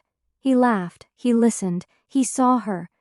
And just for that fleeting second, she wondered what it would be like if he was the hero of her story. Chapter 15. The Distance Between Us. Ariana had always believed that professionalism was her strength. In the bustling kitchens of Hotel Elite, she had endured arrogant chefs, unruly customers, and the chaos of perfection. Her work was her armor, neat, focused, unshakable. But nothing, absolutely nothing, could have prepared her for working under Alpha Lucien Black. He was a force, a presence so commanding that even in his silence, he took up all the space in the room. And yet, she rarely saw him. That was the rule. The Ravenclaw estate had a rhythm as old as the family line itself. Staff arrived before dawn and left before dusk. The Alpha's routine was separate, untouched by their presence. Ariana was assigned to manage the kitchen, prepare his meals, maintain the order, and stay out of sight. And she had, at least at first, but something had begun to shift. It started with the smallest things. The sensation of being watched when she walked past the hallway near his study. The faint trace of amber and pine, Lucien's scent, clinging to the annex door even though she hadn't seen him all day. Once, after a long day of prep, she returned to the kitchen to find a small basket waiting at her station. No note, no explanation, just pink satin hair ribbons. Her ribbons, the exact color she always wore to tie her hair into a bun. She stared at the basket for nearly a full minute, her heart thudding. Coincidence, she told herself. One of the staff must have noticed her worn-out ribbon and tried to be kind. Still, she chose the prettiest one that day and wore it with a blush on her cheeks. Above her, in the upper wings of the estate, Lucien Black stood behind his desk, fighting the war inside his chest. He was a creature of control, routine, power. But ever since Ariana had entered his home, nothing had felt safe. Her presence was a wildfire, burning through his thoughts. He heard her laughter in the gardens. He smelled her vanilla sugar scent in the halls. And worse, his wolf was no longer content to watch from the shadows. He couldn't touch her, couldn't tell her. Not yet. "She's your employee," he reminded himself. "But she's also our mate," his wolf snarled. Lucien paced his study like a caged beast. Every time he tried to focus on work, her image danced behind his eyes. So he left small tokens, anonymous but precise. Ribbons, a jar of imported cinnamon, a cookbook written by one of her favorite chefs. No words, only actions. And still, she affected him. That afternoon, Ariana was out in the garden with Flynn. The boy had grown stronger, healthier. He chattered while helping her water the roses, promising to become a chef one day and build a kitchen just for her. She smiled, reached for a sprig of rosemary, and froze. That gaze. She felt it. Hot, heavy, and hidden. Her eyes rose to the second-floor balcony overlooking the garden, empty, but her heart told her otherwise. That evening she returned to the kitchen, and something on the marble island caught her attention. A white velvet box, a single folded note beside it. Her fingers trembled as she picked it up. "Use this for your evening dessert. Let's see how sweet you can be. LB." She opened the box slowly and gasped. Madagascar vanilla, whole pods, fresh and fragrant, their scent so rich it made her dizzy.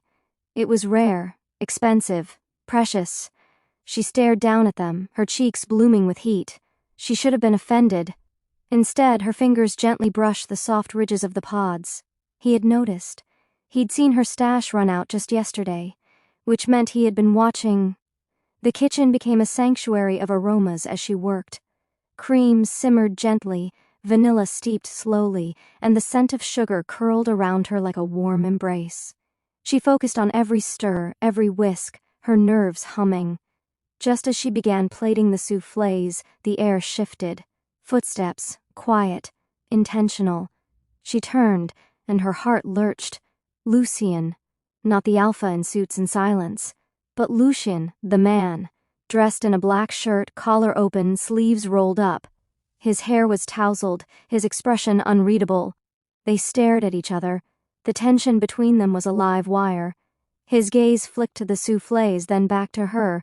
A smirk ghosted across his lips. "You really are sweet," he murmured. Her breath caught. I used the vanilla," she said, barely above a whisper. "Thank you." He stepped closer, just enough that she could feel the warmth radiating off his skin, but he didn't touch her. He picked up a spoon, tasted the soufflé, and let the silence stretch. Then he turned to leave. "Perfect," he said, his voice low, and disappeared into the shadows beyond the kitchen door. Ariana stood frozen, her hands gripping the counter, her chest rising with every unsteady breath. There was still distance between them, but for the first time, she felt him reaching across it. And maybe, just maybe, that space between them wouldn't last forever. Chapter 16. Workday. It was a bright and crisp morning when Alpha Lucien Black made an unusual suggestion. The sky over Ravenclaw Estate was the color of polished steel, the air rich with the scent of dew-covered earth and ancient pine trees. Inside the mansion, the staff were moving about in quiet efficiency when butler James received the order that set the day in motion. "Have Ariana sent to the dining room?" Lucien had instructed with uncharacteristic softness in his voice. Ariana arrived moments later, slightly out of breath, brushing flour from her apron, wondering if Lucien required a special breakfast, or perhaps more coffee. Instead, the Alpha looked up from his place at the head of the table and said calmly, "Get Flynn ready. He's coming with me to Ravenclaw Tower today." Ariana blinked. "To the tower, Alpha?" He met her gaze, those steel blue eyes steady. "Yes, I want him to see what it's like." Though confusion stirred inside her, Ariana nodded. Deep down, she trusted Lucien. He would protect Flynn. Of that, she was certain.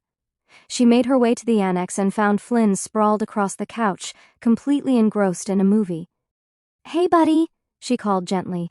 "Time to get up. Alpha Lucien wants to take you to Ravenclaw Tower." Flynn's head snapped up, eyes wide. "Me? Really?" "Yes. Come on, let's get you ready."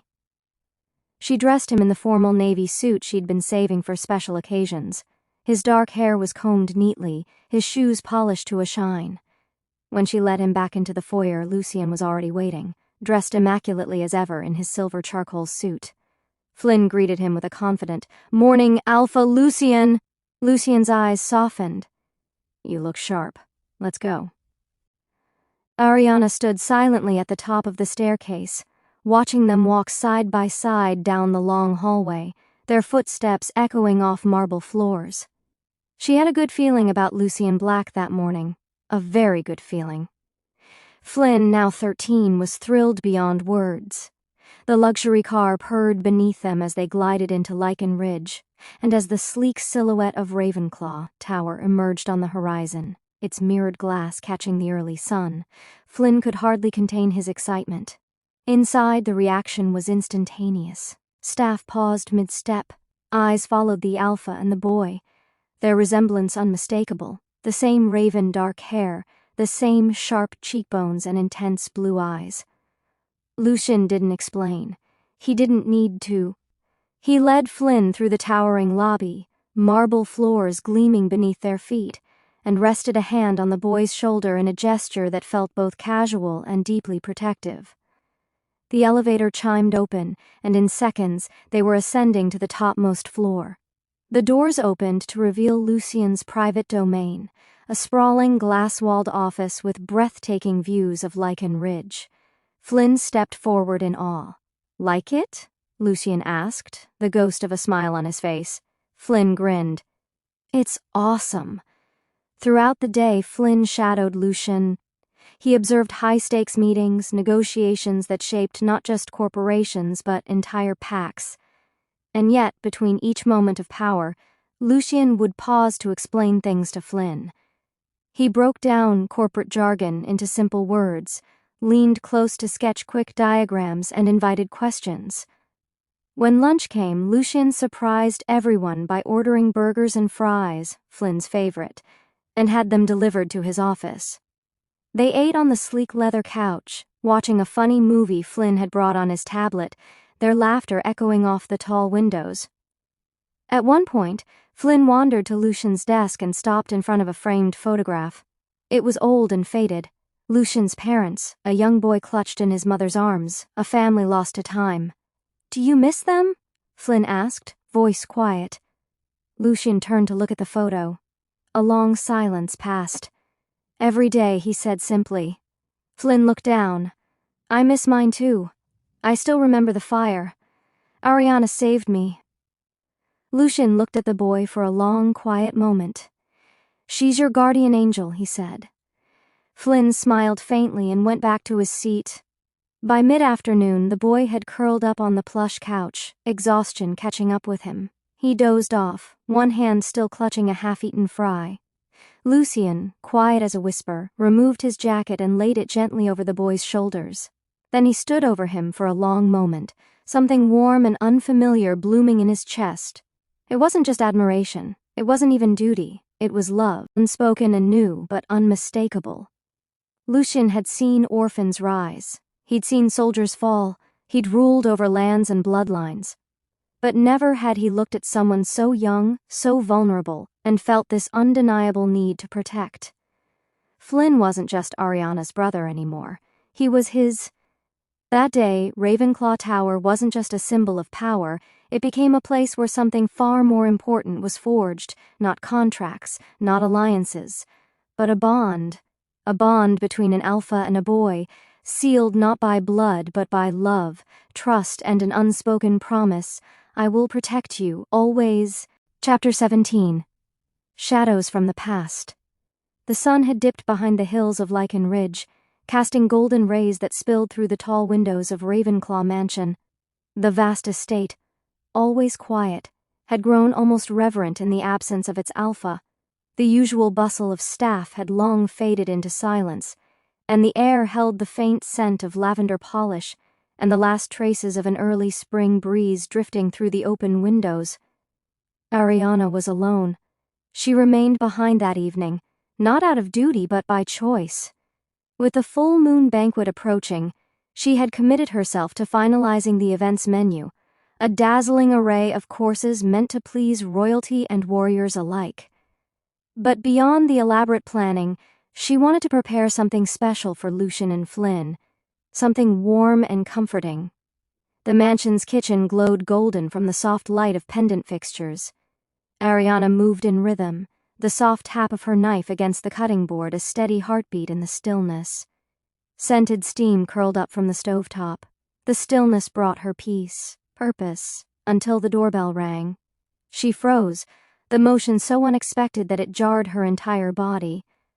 Ravenclaw Mansion had its protocols. Alpha Lucien never rang the bell. The house had a high-tech security system, locked by voice recognition and encrypted passwords. Visitors were screened. No one arrived without permission, especially not while Lucien was away. Wiping her hands on her apron, Ariana walked toward the grand entrance. Her footsteps echoed over polished floors, her heart ticking a little faster with each step. She hesitated before opening the heavy mahogany door.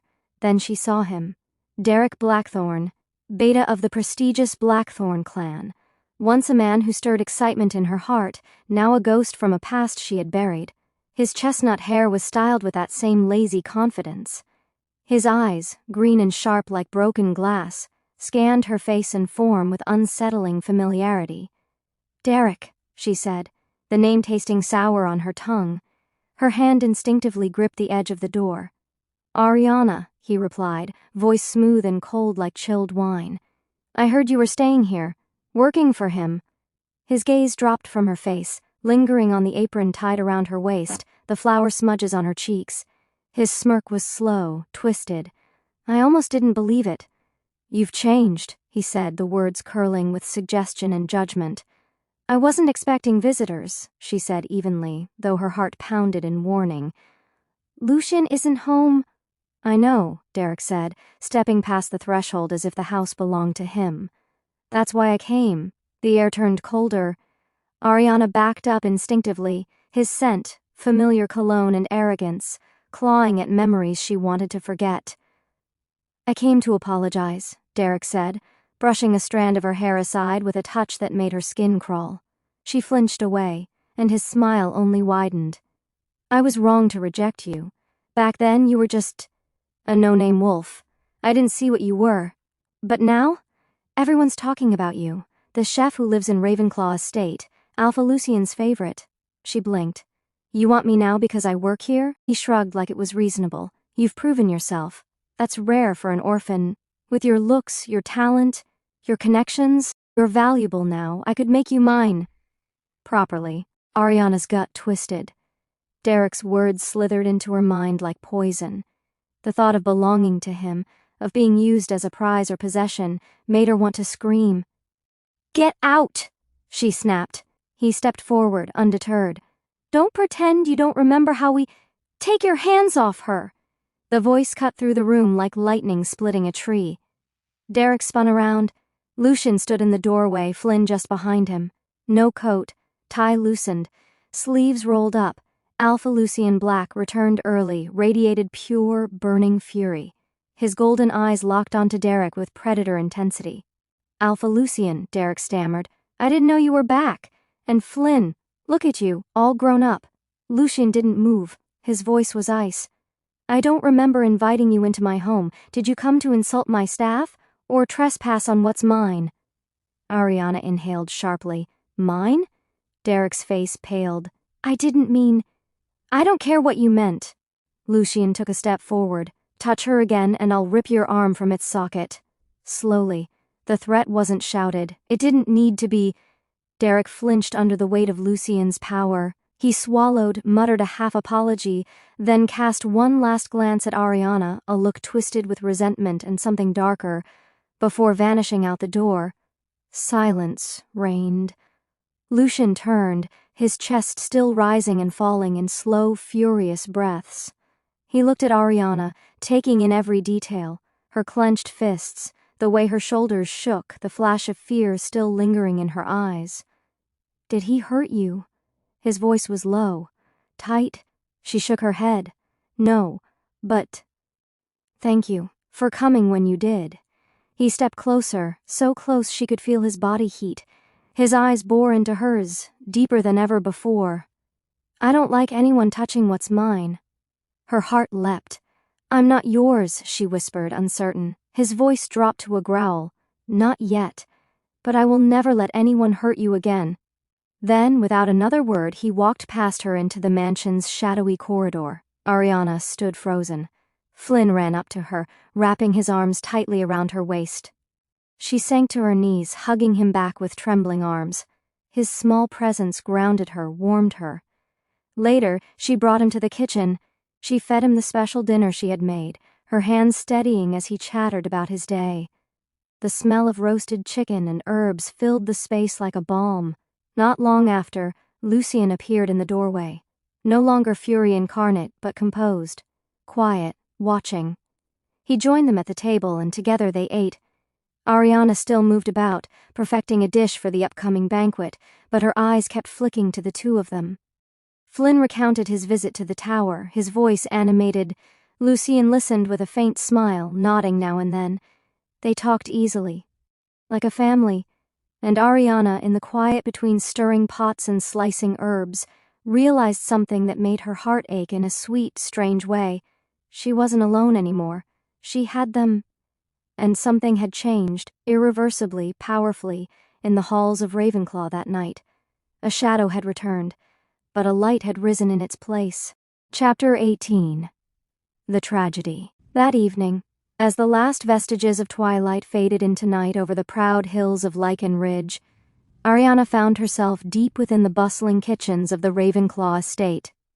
The scent of roasted meats, caramelized onions, and herb-infused sauces mingled in the air as she worked side by side with the staff, perfecting the lavish menu for the upcoming full moon banquet. But while her hands stayed busy, chopping, stirring, seasoning, her mind was elsewhere. She kept replaying the look in Lucien's eyes from the night before, the tension in his jaw when Derek's name had come up, the possessive edge in his voice when he stood between her and the past that had come knocking. The way he had looked at her, as if she belonged to him. No, not out of ownership, but something far more intimate, something protective.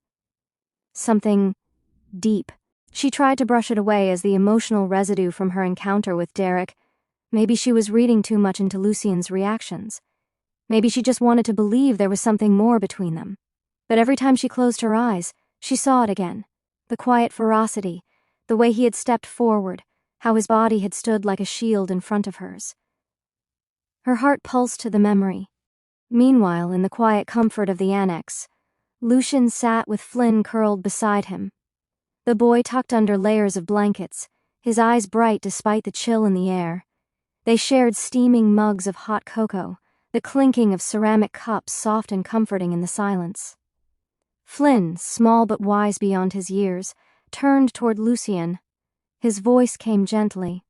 "My sister, she's everything to me." Lucien looked at him, eyes narrowing slightly as the boy continued. "She raised me since I was 6, after the fire. When our parents died, she gave up everything, just to keep me safe. When I got sick, she worked all the time. Sometimes she wouldn't eat for days, just to buy my medicine. She never let me see how scared she was. But I knew." Lucien's jaw tensed. He said nothing, but his silence was thick with meaning. Flynn pressed on. When Derek rejected her, it shattered her, not because she loved him that much, but because she thought someone finally saw her. But he didn't. He just saw a burden. Me. Lucien set his cup down quietly. His voice, when it came, was low. "That was his mistake." Flynn nodded slowly. "Someone helped us, paid for my surgery. Ariana doesn't know who, but I do. I think it was our guardian angel." A ghost of a smile flickered at Lucien's lips, but he didn't confirm it. Flynn leaned forward, voice quieter now. "She acts like she's fine, but she's tired. I know she is. She's scared too. I just want someone to see her. Really see her. The way she sees me." Lucien's eyes dropped to his cocoa again, then to the boy beside him. His tone softened, almost reverent. "She's stronger than most alphas I've known. She deserves everything." Flynn tilted his head thoughtfully. "You're not like people say, you know. They say you're cold, dangerous, but you're different." Lucien let out a quiet laugh. "So are you, Flynn." Just then, the annex door swung open. Ariana stepped inside, her cheeks flushed from the night air and the chaos of preparation at the city hall. Her eyes fell instantly on the two of them. Flynn nestled beside Lucien, cocoa in hand, both of them framed by the soft firelight and the rich dark wood of the annex. She paused. Something in her chest pulled taut. It wasn't just the sight of them, it was the feeling. Something in the way Lucien looked up when he saw her, not just with awareness, but with quiet understanding. Like he saw her, not just the way she moved or spoke, but the burdens she carried, the sacrifices she never spoke of. And in his gaze was not possession. It was recognition. He saw her, and for the first time in what felt like a lifetime, she felt truly seen. She smiled, not one of forced politeness or tired gratitude, but something soft and real. She moved toward them, setting her bag down and walking into the warm circle they had unknowingly created together. Flynn immediately perked up. "Ari, Lucien made the best cocoa. You've got to try it. He even lets me stir it." Lucien chuckled softly. "He's my secret weapon in the kitchen now." Ariana laughed, her exhaustion melting away for a moment. She took the mug Flynn offered and sat beside them, feeling warmth from more than just the drink in her hands. The silence that followed wasn't awkward. It was peaceful. Outside, the moon began its slow rise, casting silver shadows over the ridge. Inside, in that small quiet annex, something invisible shifted, gently, undeniably. Not a storm, not a fire, but a beginning. And in that stillness, wrapped in warmth and presence, the tragedy of their pasts didn't feel quite so heavy anymore. They were finding something new, a family, one moment at a time. Chapter 19. Full Moon Banquet. The Full Moon Banquet was one of the grandest events in Lichen Ridge, an elite gathering under the silver. Glow of the full moon, where power, legacy, and alliances shimmered as bright as the moonlight itself. It was where old rivalries found a stage, where new partnerships were whispered into existence over clinking crystal glasses, and where appearances were not just kept, they were glorified. But this year, everything changed. That afternoon, as the sun dipped behind the Ravenclaw estate, Ariana returned from the city hall, her hands still dusted with glitter from place settings and floral arrangements. Exhaustion clung to her limbs, but as she approached her annex, her steps faltered. There, waiting at her door, were boxes, large, luxurious, unmistakable: Dior, Clive Christian, Bulgari, Hermes, Christian Louboutin. Her heart raced. She opened the door quickly, dragging the packages inside with trembling fingers.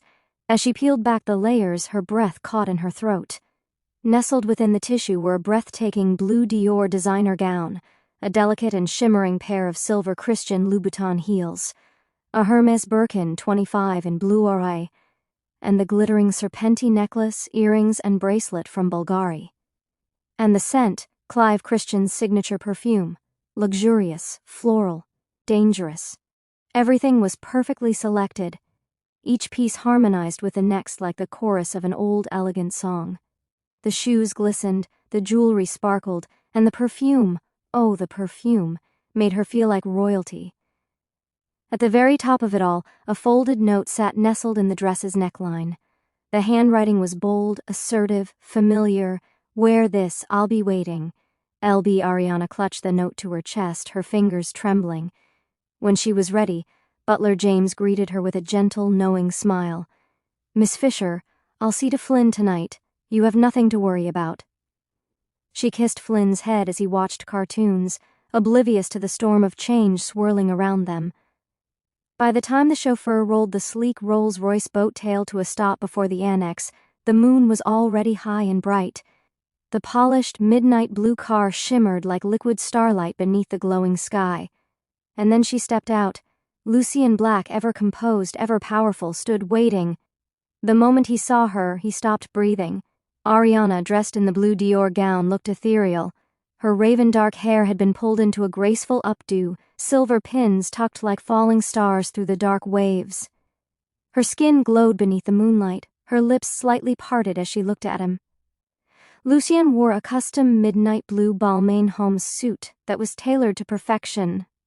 His raven-black hair was styled sleekly, his suit adorned with a Cartier blue rose diamond brooch.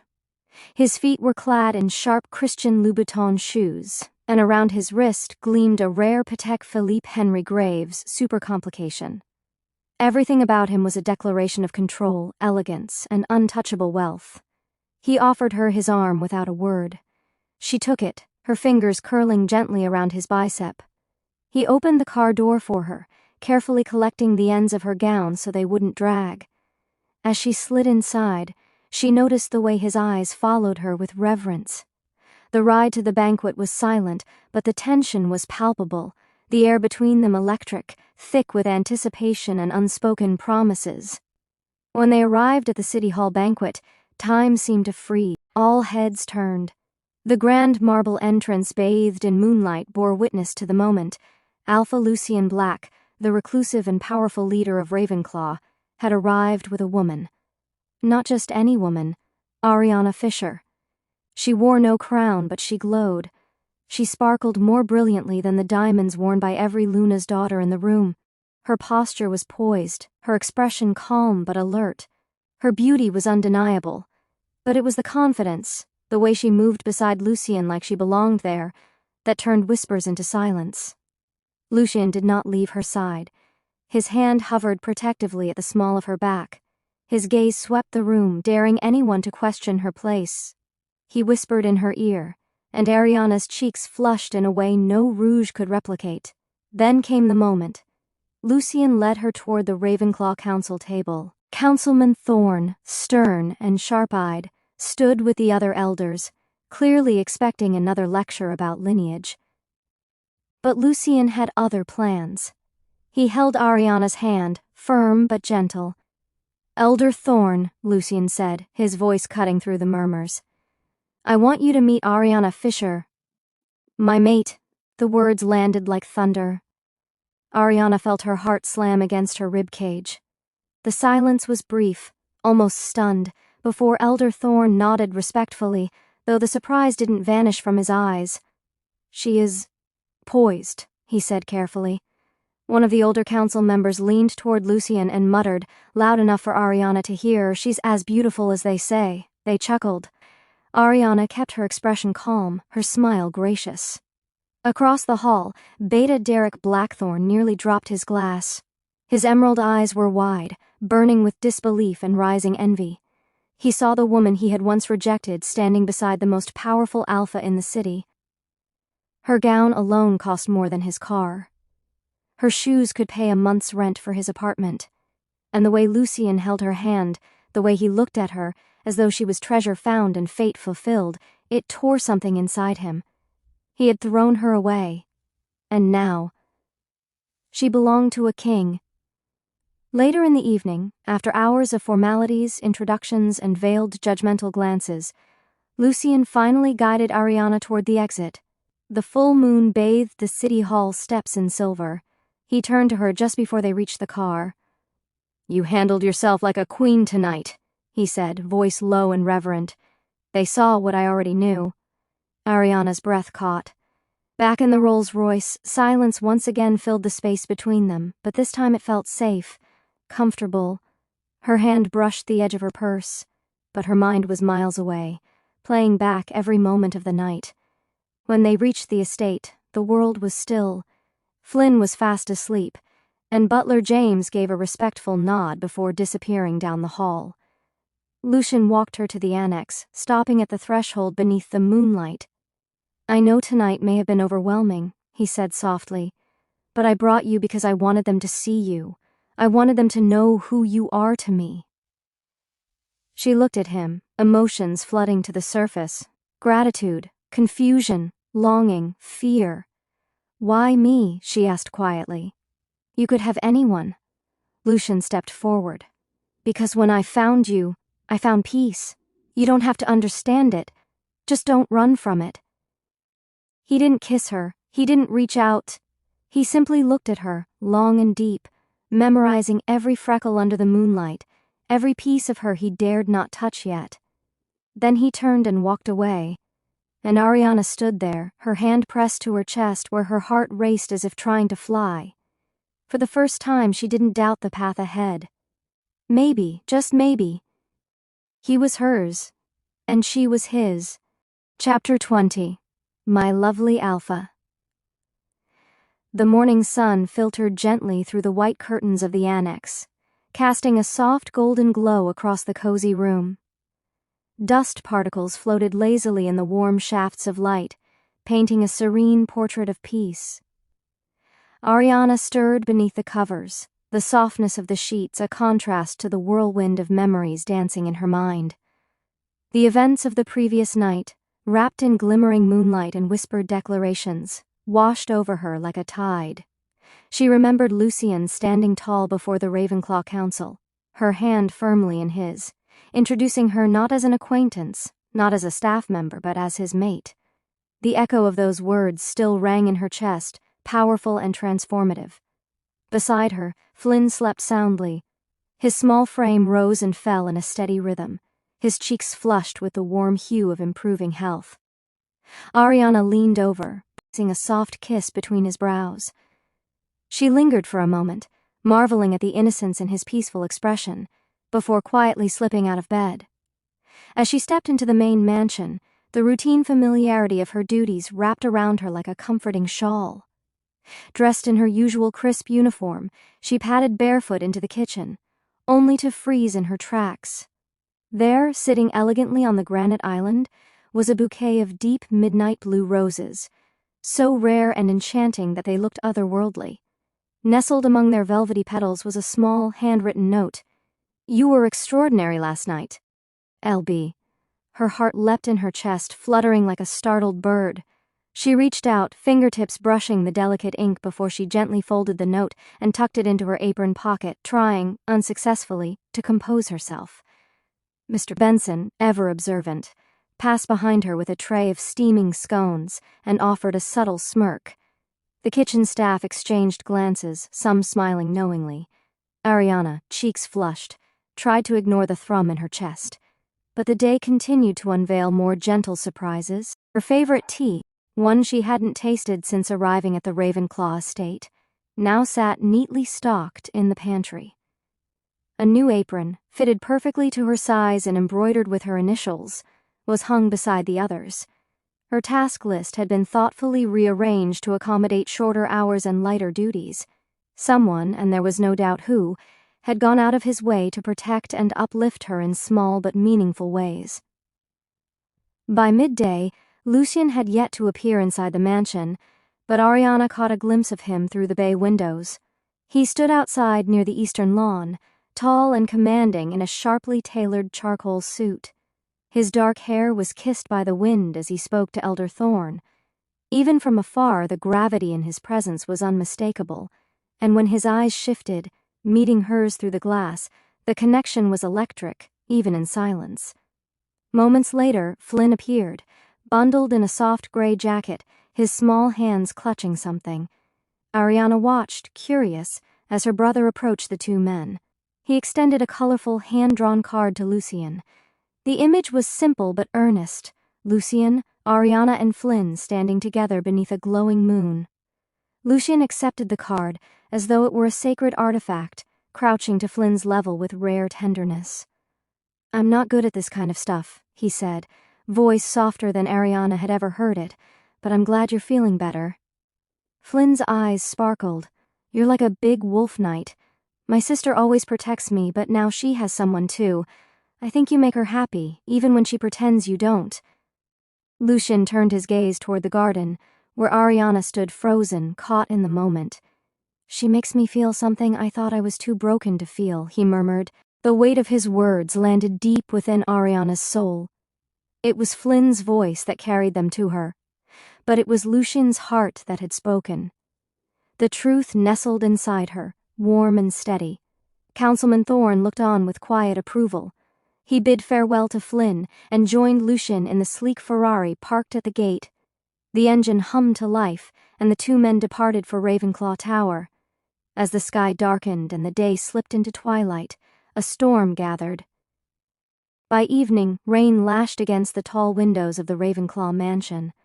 Thunder rumbled across the distant hills, a haunting echo of memories long buried. The estate felt like a living thing, shivering beneath the weight of the storm. Ariana had just finished polishing the kitchen counters when a sharp crash split the air. She paused, every muscle tense, instincts flaring. She sprinted toward the sound, guided by her heart as much as her ears. The noise had come from Lucien's quarters. The door stood ajar, swaying gently with the air pressure. Light spilled in from the hallway, casting a long shadow across the floor where Lucien lay crumpled. His shirt was open, his chest heaving, skin slick with sweat and rain. His hands trembled as he gripped the edge of the nightstand, knuckles white. He didn't seem to see her at first, his eyes glazed over by a storm raging within. The past had returned to haunt him. She stepped inside cautiously, voice barely above a whisper. "Lucien?" His eyes found hers, haunted and vulnerable, red-rimmed and glassy. And then, without a word, he collapsed forward into her, burying his face into her chest as if seeking absolution. She dropped to her knees, arms wrapping around him, holding him close as his composure shattered. Thunder crashed again, but in her embrace he trembled less. Her fingers threaded through his hair, whispering quiet reassurances, grounding him with her warmth. Time blurred. The worst of the storm passed, the thunder growing more distant, the rain gentler. Lucien finally lifted his head, his expression raw.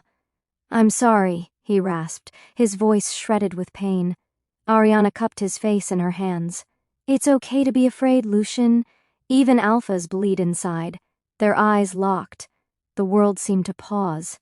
He leaned in, brushing his lips against hers, tentatively at first, like a question. She responded without hesitation, surrendering to the moment.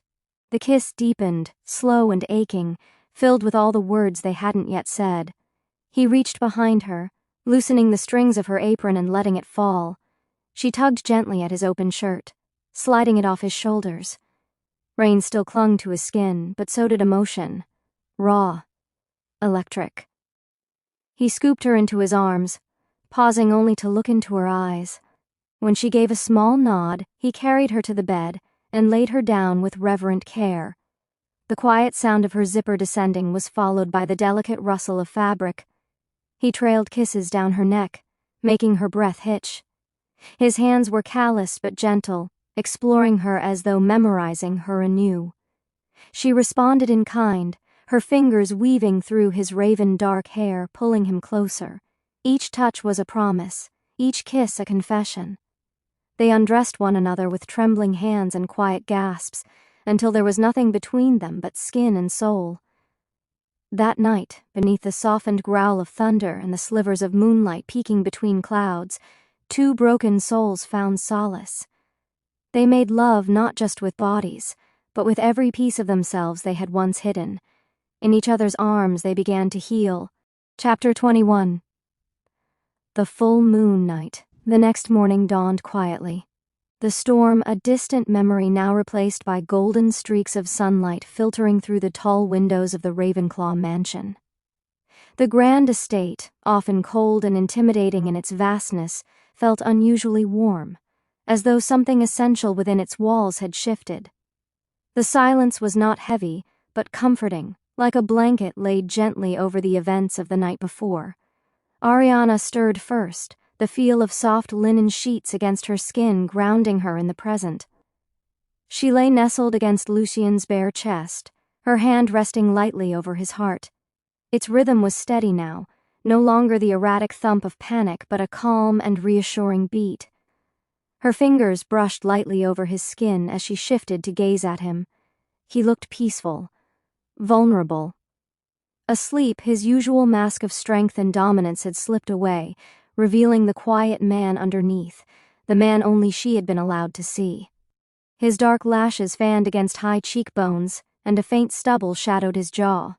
She could hardly believe this was the same Alpha who had held her so tenderly, so desperately, only hours ago. Last night had felt like a dream. But her body remembered. Her heart remembered. Gently she moved, not to leave, but to take in the moment, to breathe it in as if imprinting it on her soul. She pressed a soft kiss to his shoulder, her lips lingering against his skin. He stirred slightly beneath her. Lucien's eyes opened slowly, their blue depths still foggy with sleep. For a long, silent moment, he simply looked at her, as though seeing something sacred. "You stayed," he murmured, his voice rough with sleep, a low hum that vibrated through her chest. "Of course I did," she whispered, her fingertips lightly grazing his cheek. He studied her for a moment longer, then gently tucked a loose strand of hair behind her ear. "Last night," he trailed off, his voice softening, "I haven't felt that safe in years." Ariana's eyes shimmered with emotion. "Me either," she said quietly. "But what does this mean, Lucien?" He sat up slightly, never letting go of her hand. "It means I'm done pretending. You're not just someone I'm protecting. You're mine, Ariana." His voice was steady now, sure. "You've always been mine." Her breath caught in her throat. There was a gravity in his words, an honesty so raw that it wrapped around her like a vow. Was this it? The moment her heart had secretly waited for all her life? Even as her heart soared, she knew their journey wouldn't be easy. There would be wolves who saw her as unworthy, allies who doubted her, enemies lurking in the shadows, waiting. And yet, when Lucien kissed her again, softly, reverently, she let herself believe. Because perhaps fate hadn't simply brought them together that stormy night. Perhaps it had always been leading here. As Lucien got up to take a shower, she watched him, marveling at the graceful strength in his every movement. The water began to run behind the bathroom door, and she sat quietly in the warmth of the bed, a smile playing on her lips. Later that evening, under the haunting glow of a full moon, just like the night they had first unknowingly met, Lucien stood at the edge of a quiet lake nestled at the city's outskirts. The water shimmered beneath the moonlight, reflecting stars like scattered diamonds across its surface. He wore a tailored casual outfit, dark and elegant, and his wrist bore the opulence of his world. A Patek Philippe Henry Graves supercomplication, gleaming with timeless luxury. The air was cool and sweet with the scent of vanilla, her scent. It always grounded him. And tonight, he waited with a calm certainty he had never known before. He no longer felt like a man grasping at shadows. Tonight, he was whole. Ariana arrived quietly, her presence more radiant than the moonlight. Her long dark waves danced with the breeze, adorned with a small cluster of midnight blue roses, the same kind he had sent her that morning. She wore a flowing silver dress that caught the moonlight like silk, her blue eyes luminous. She didn't know what he planned, only that his voice when he asked her to meet him held something sacred. Flynn was safely tucked into bed back at the mansion, watched over by James, and for once, everything in her world was still. Lucien turned as soon as he sensed her presence, the sight of her stirring something deep and fierce within him. He smiled, a soft, reverent expression. "You came." "I would always come," she said, her hand slipping into his. He led her to the edge of the water, to the exact spot where their wolves had once encountered each other under another full moon, unaware then of what fate had already set in motion. "This place changed everything," Lucien said, eyes locked on hers. "It's where my heart stopped feeling hollow, even when I didn't know it was you." Ariana's breath caught. It had been him, his wolf. That night she'd run into the forest, overwhelmed and seeking escape. That connection hadn't been imagined. Lucien reached into his coat and pulled out a small velvet box. But before opening it, he stepped even closer, cupping her face with both hands. "Ariana Fisher," he said, his voice trembling with emotion, "you gave me life when I didn't know I needed it. You healed something I thought was broken beyond repair. You've been my strength, my calm, my home." Then he dropped to one knee, the moonlight pooling around him like a spotlight. He opened the box to reveal a ring so rare it stole the breath from her lungs, the blue moon of Josephine, a vivid blue diamond set in elegance and eternity. "I want to be the man who protects you always, who stands beside you and Flynn through everything. I want to adopt him, officially, be the father he deserves, and I want to spend every night by your side until the stars no longer shine. Will you be my Luna?" Tears welled in Ariana's eyes, her throat tightening with a surge of emotion. Her hands flew to her mouth as her heart thundered in her chest. "Lucien," she whispered, "yes, yes to everything, to you, to us, to Flynn, always." Lucien rose, his hands trembling as he slipped the ring onto her finger. The blue diamond caught the moonlight, casting ethereal reflections across the water. He pulled her into his arms, kissing her slow and deep, the promise of their future sealed in that single touch.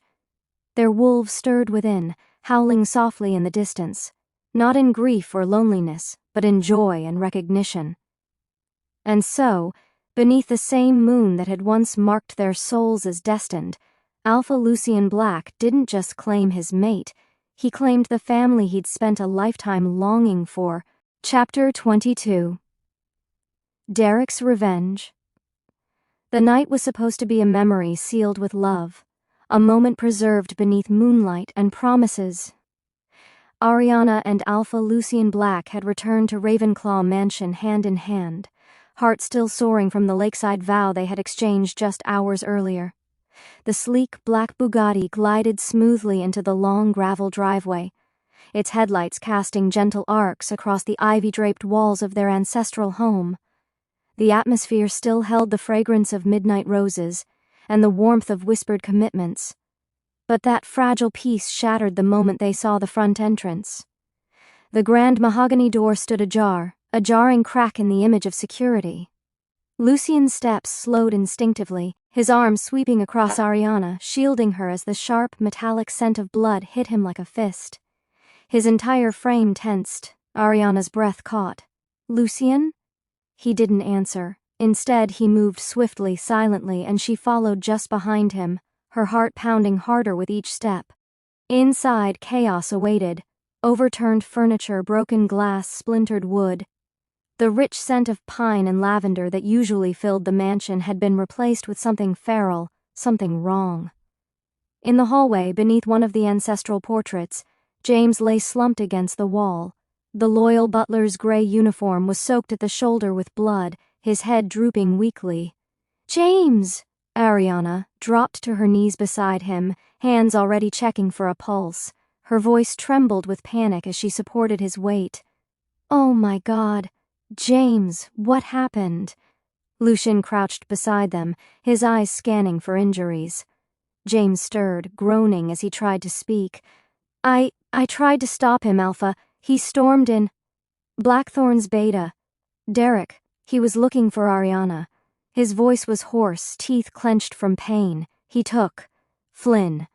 Ariana froze. For a second, the entire world went silent. "No," she whispered, her eyes wide. "No, Flynn. No, this can't be happening." Lucien's control frayed in an instant. His eyes flared into a violent, glowing blue as his wolf surged to the surface, fury rolling off him in dangerous waves. James coughed, forcing out his last words before fainting. He said, "He won't release Flynn unless Ariana comes alone." Lucien stood, fists clenched so tight his knuckles cracked. His voice came out low, guttural, unrecognizable. "That bastard. He dares threaten my family?" Ariana stood too, trembling, horror written across her face. "He wants me. He's using Flynn to draw me out. He's going to hurt him." Lucien turned to her, his voice steel. "He made a mistake the moment he laid a hand on what's mine." In a blur, he stormed into his private command room, the heavy door slamming open against the wall. Monitors lit up as he summoned his elite guard. "Track Derek Blackthorn," he growled. "Follow his scent, trace any magic residue, pinpoint his location and bring Flynn back, unharmed. If Derek resists, tear him limb from limb." "Yes, Alpha," the guards saluted and vanished like shadows into the night.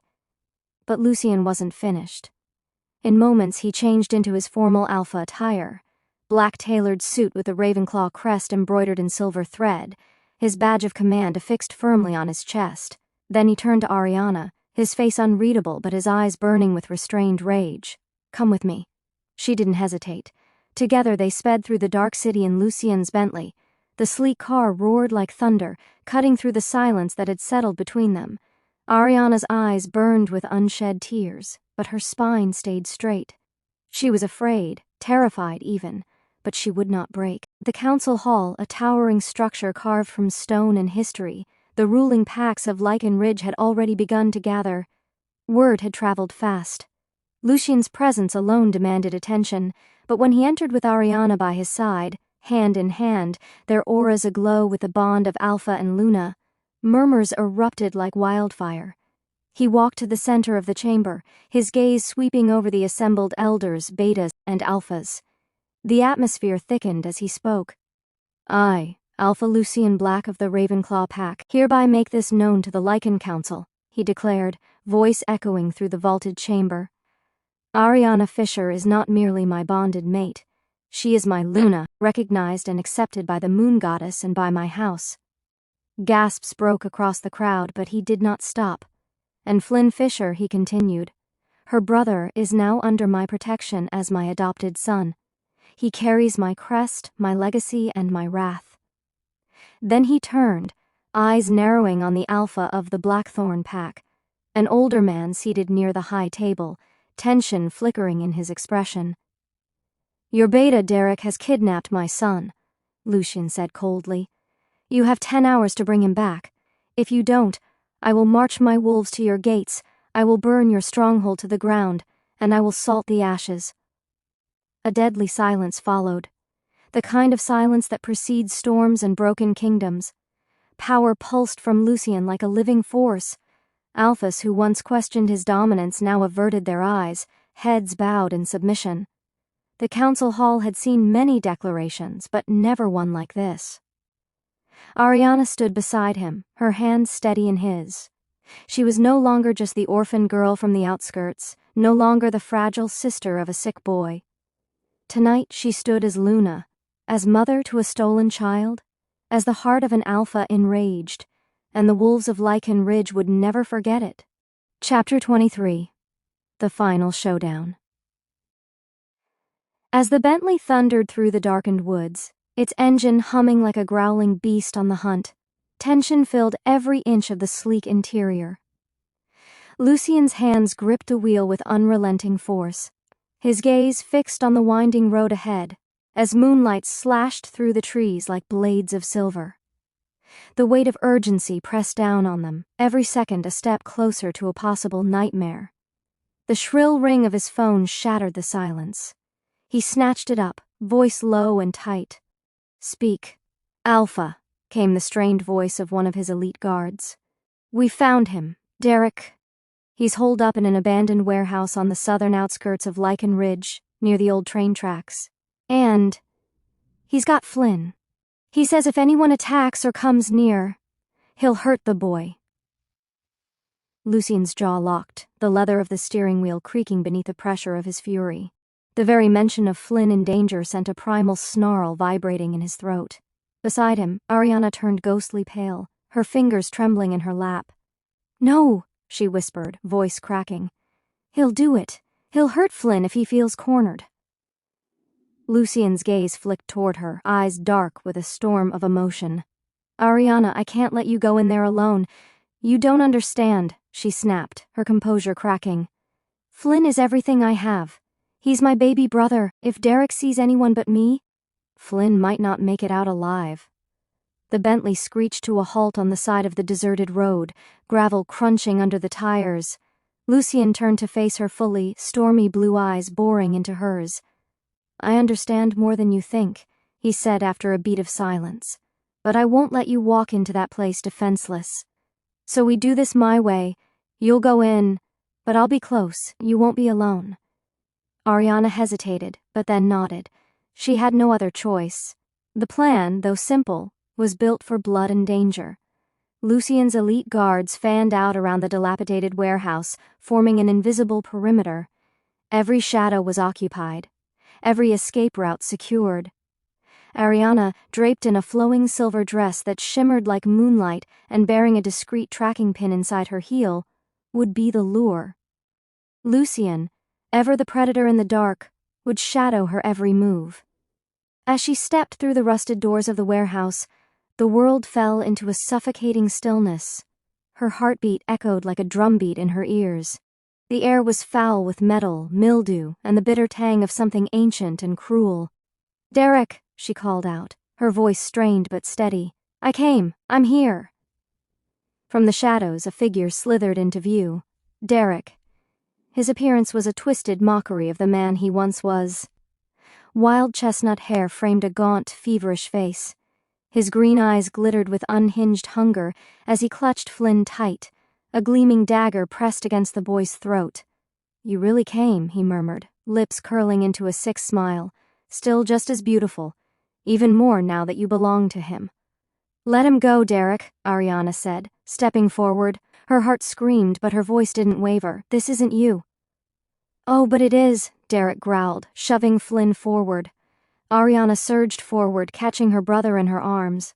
She cradled him against her, relief bursting through her like sunlight. But that one precious second was all it took. Derek lunged. His hand clamped around her throat, lifting her effortlessly off her feet. He slammed her into a pillar, fury seething from every pore. "You were supposed to be mine, my mate, not his." Ariana clawed at him, gasping, her world narrowing to the crushing pain around her throat. Suddenly, Derek stiffened.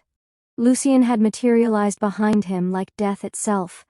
With a snarl of cold fury, he landed a punishing blow that sent Derek crashing to the ground. Ariana collapsed, coughing, lungs burning for air. Lucien knelt beside her and Flynn, his face lined with concern. "You're safe. You're both safe." But the nightmare was far from over. A guttural snarl sliced the air as Derek surged to his feet, and in a flash of silver, he drove a dagger deep into Lucien's back. "Lucien!" Ariana screamed. The sound ripped from her soul as blood blossomed across his shirt. Lucien staggered forward, his face contorted with pain. Then, something ancient and terrible broke free inside him. His body convulsed, bones snapping, fur erupting, as he shifted into his enormous black wolf form, his glowing blue eyes locked on Derek, radiating death. Derek snarled and shifted too, his brown-furred wolf form springing forward with feral rage. They clashed in a maelstrom of fury and fang, the warehouse shuddering from their blows. Blood splattered across concrete, the sounds of violence deafening. Lucien, though stronger, moved sluggishly from the wound. Derek pressed the advantage, his jaws snapping inches from Lucien's throat. And then, a light exploded. Ariana, her eyes wide and wild, let go. Her form shimmered, glowed, then twisted and reshaped into a stunning white wolf, her fur glowing faintly with ethereal light. Without hesitation, she charged. Untrained but fearless, she leapt at Derek. They collided midair, teeth tearing. She bit down hard, but Derek threw her aside, her body slamming into crates with a bone-jarring crash. Lucien tried to rise, but his legs trembled. Then a howl pierced the chaos. High, clear, young, Flynn. The boy, only 13, stood at the edge of the battle. His fear had burned away, leaving only fire. His body shimmered, and in an instant he transformed, his first shift, triggered by instinct and desperation. His wolf form was breathtaking, snow-white, regal, powerful. His blue eyes burned like Lucien's. Together, father and son lunged. They moved in tandem, a perfect harmony of fury and fate. Flynn sank his teeth into Derek's hind leg as Lucien tore into his shoulder. Derek howled in rage, but he was outnumbered, outmatched. Ariana, bruised but not broken, rejoined the fight. She sank her teeth into Derek's flank, refusing to let go. The battle ended in silence. Derek collapsed, lifeless, blood pooling beneath him. Slowly, one by one, they shifted back. The warehouse was filled with the scent of blood, sweat, and victory.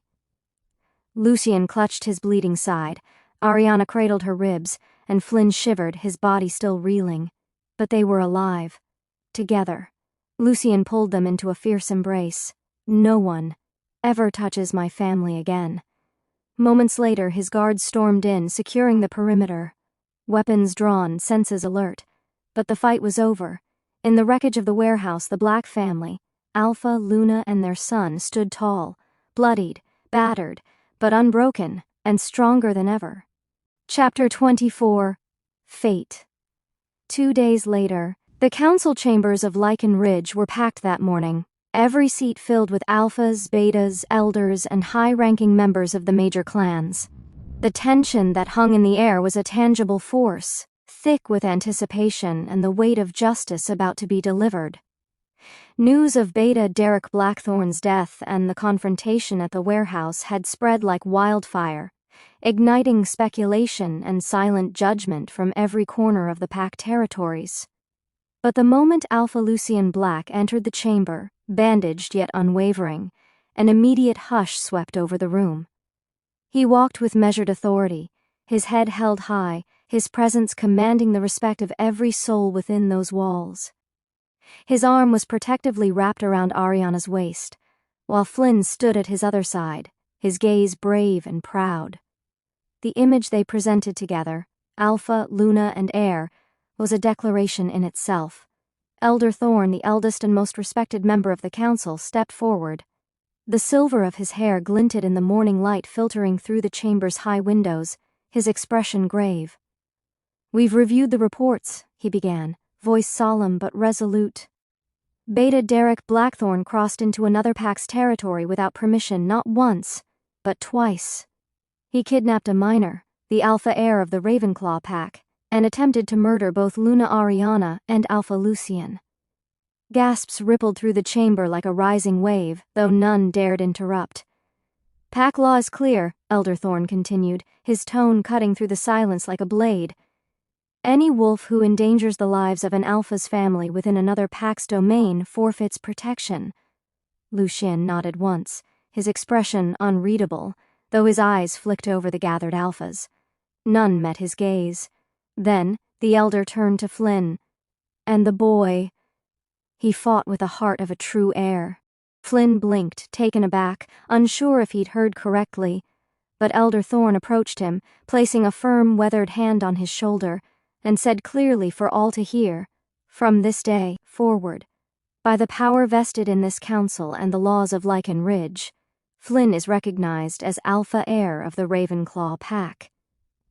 Welcome, young wolf." The chamber erupted into a chorus of howls, a sacred sign of acknowledgement and allegiance. Flynn's eyes welled with emotion, and Ariana squeezed his hand tightly, her heart bursting with pride. Lucien's pride remained quiet, but it radiated from him like heat from flame. Justice had been served. And with that, the family returned to their home at Ravenclaw Mansion, leaving behind the courtroom of law and stepping into the dawn of a new future. The atmosphere at the estate was completely transformed. Gone were the shadows of fear and pain. In their place bloomed hope, laughter, and joy. For the first time in what felt like a lifetime, Ariana's smile glowed with pure happiness, not painted on, not weighted by worry. Staff bustled about with renewed energy, their movements purposeful as they prepared for the most anticipated event in Lycanridge history, the wedding of Alpha Lucien Black and his Luna. The ceremony took place beneath the ancient oaks behind the Ravenclaw mansion, a sacred place now reborn with magic. The grounds had been transformed into a breathtaking vision of silver, ivory, and deep midnight blue. Moonflowers carpeted the edges of the ceremony, their glow weaving a fairy tale under the light of the full moon. Fairy lights twinkled like stars in the tree canopies, and a string quartet played soft celestial harmonies that drifted through the evening air. Guests arrived in waves, alphas from distant territories, dignitaries from allied pacts, elders in ceremonial robes, and warriors dressed in honor. Everyone came dressed in their finest, bearing gifts and tributes, their presence a sign of loyalty and unity. Inside the bridal suite, Ariana stood before a full-length mirror, her reflection glowing back at her with radiant anticipation. She adjusted the soft satin robe wrapped around her, while the hairstylist flitted around her like a butterfly, placing the final pins into her cascading curls. Her wedding gown, a masterpiece by Valentino's custom bridal atelier, lay on the bed, glimmering in the soft light of the chandeliers. The dress had been designed to accentuate her brilliant blue eyes, a secret Lucien had requested with hushed passion. A soft knock on the door broke the moment. "Do you like it?" James asked gently, stepping inside with a bouquet of midnight blue roses in hand. Ariana turned, her eyes glassy with emotion. "I love it," she whispered. "It's more than I ever dreamed of." Then, with the energy of a summer storm, Flynn burst into the room. Dressed in a crisp Dolce & Gabbana black wool suit with a silver tie, his smile stretched from ear to ear. "You look like a queen," he exclaimed. Ariana laughed, pulling him into a hug that was both fierce and tender. "You're the best brother in the world." Outside, Lucien stood tall beneath the moonlight. He wore a Stuart Hughes Diamond Edition suit, his wrist adorned with a Patek Philippe Henry Graves super complication watch, and Christian Louboutin shoes. His raven black hair was slicked back, and his blue eyes shimmered with emotion deeper than words. This wasn't just a wedding. This was a vow made under the goddess's gaze. Then the music shifted, softening to a hymn of love and promise. Every guest turned. Ariana appeared at the end of the aisle. Lucien's breath caught in his chest. Time stopped. She walked slowly, gracefully, adorned in her moonlit gown. The silver threadwork on the fabric shimmered like constellations, weaving across her body in elegance. Her hair was adorned with pearls, a delicate veil trailing behind her. Flynn held her hand, walking her with pride, his chest puffed out like a noble protector. As she reached Lucien, the world narrowed to the space between them. Her eyes locked on his, and everything else melted away. Elder Thorne began the ceremony with reverence, calling upon ancient traditions and the blessing of the moon goddess. Lucien's vows came first. "I once believed the moon goddess forgot me, that my fate was written in silence and loss.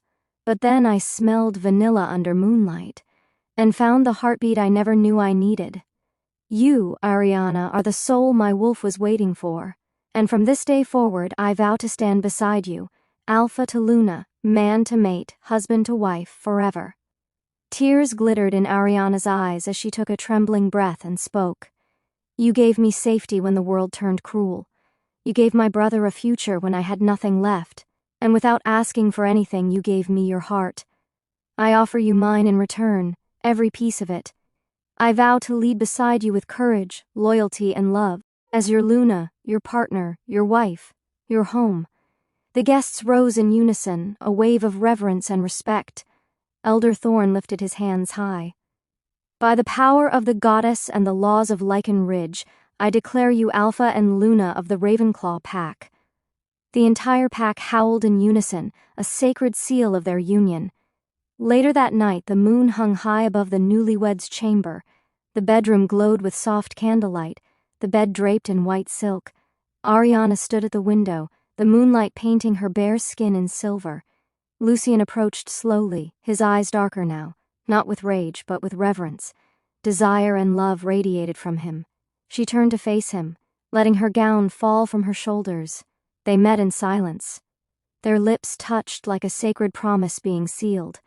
Lucien lifted her effortlessly, laying her down gently upon the bed as his fingers traced her cheek. "I want you to be mine, fully, forever." "I already am," she whispered. Lucien kissed her again, slow and deep. Their bodies moved in harmony, wrapped in the dance of devotion and instinct.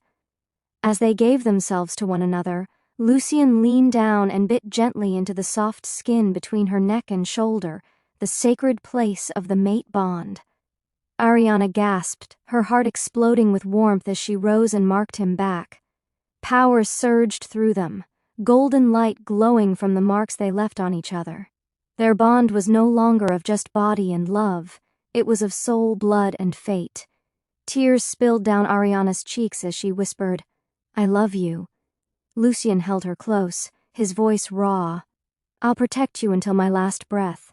My Luna, my mate, my queen." That night, under the same moon where they first met, they didn't just become husband and wife. They became fated mates, bound eternally. If you enjoyed this audiobook, subscribe to my channel for more interesting audiobooks like this, and save the playlist for more upcoming audiobooks. Don't forget to give this video a thumbs up. Check out new audiobooks in my channel. Who do you think assassinated Alpha Lucien Black's family and killed Ariana's parents in the fire? Comment your answers in the comments section. Thanks for listening.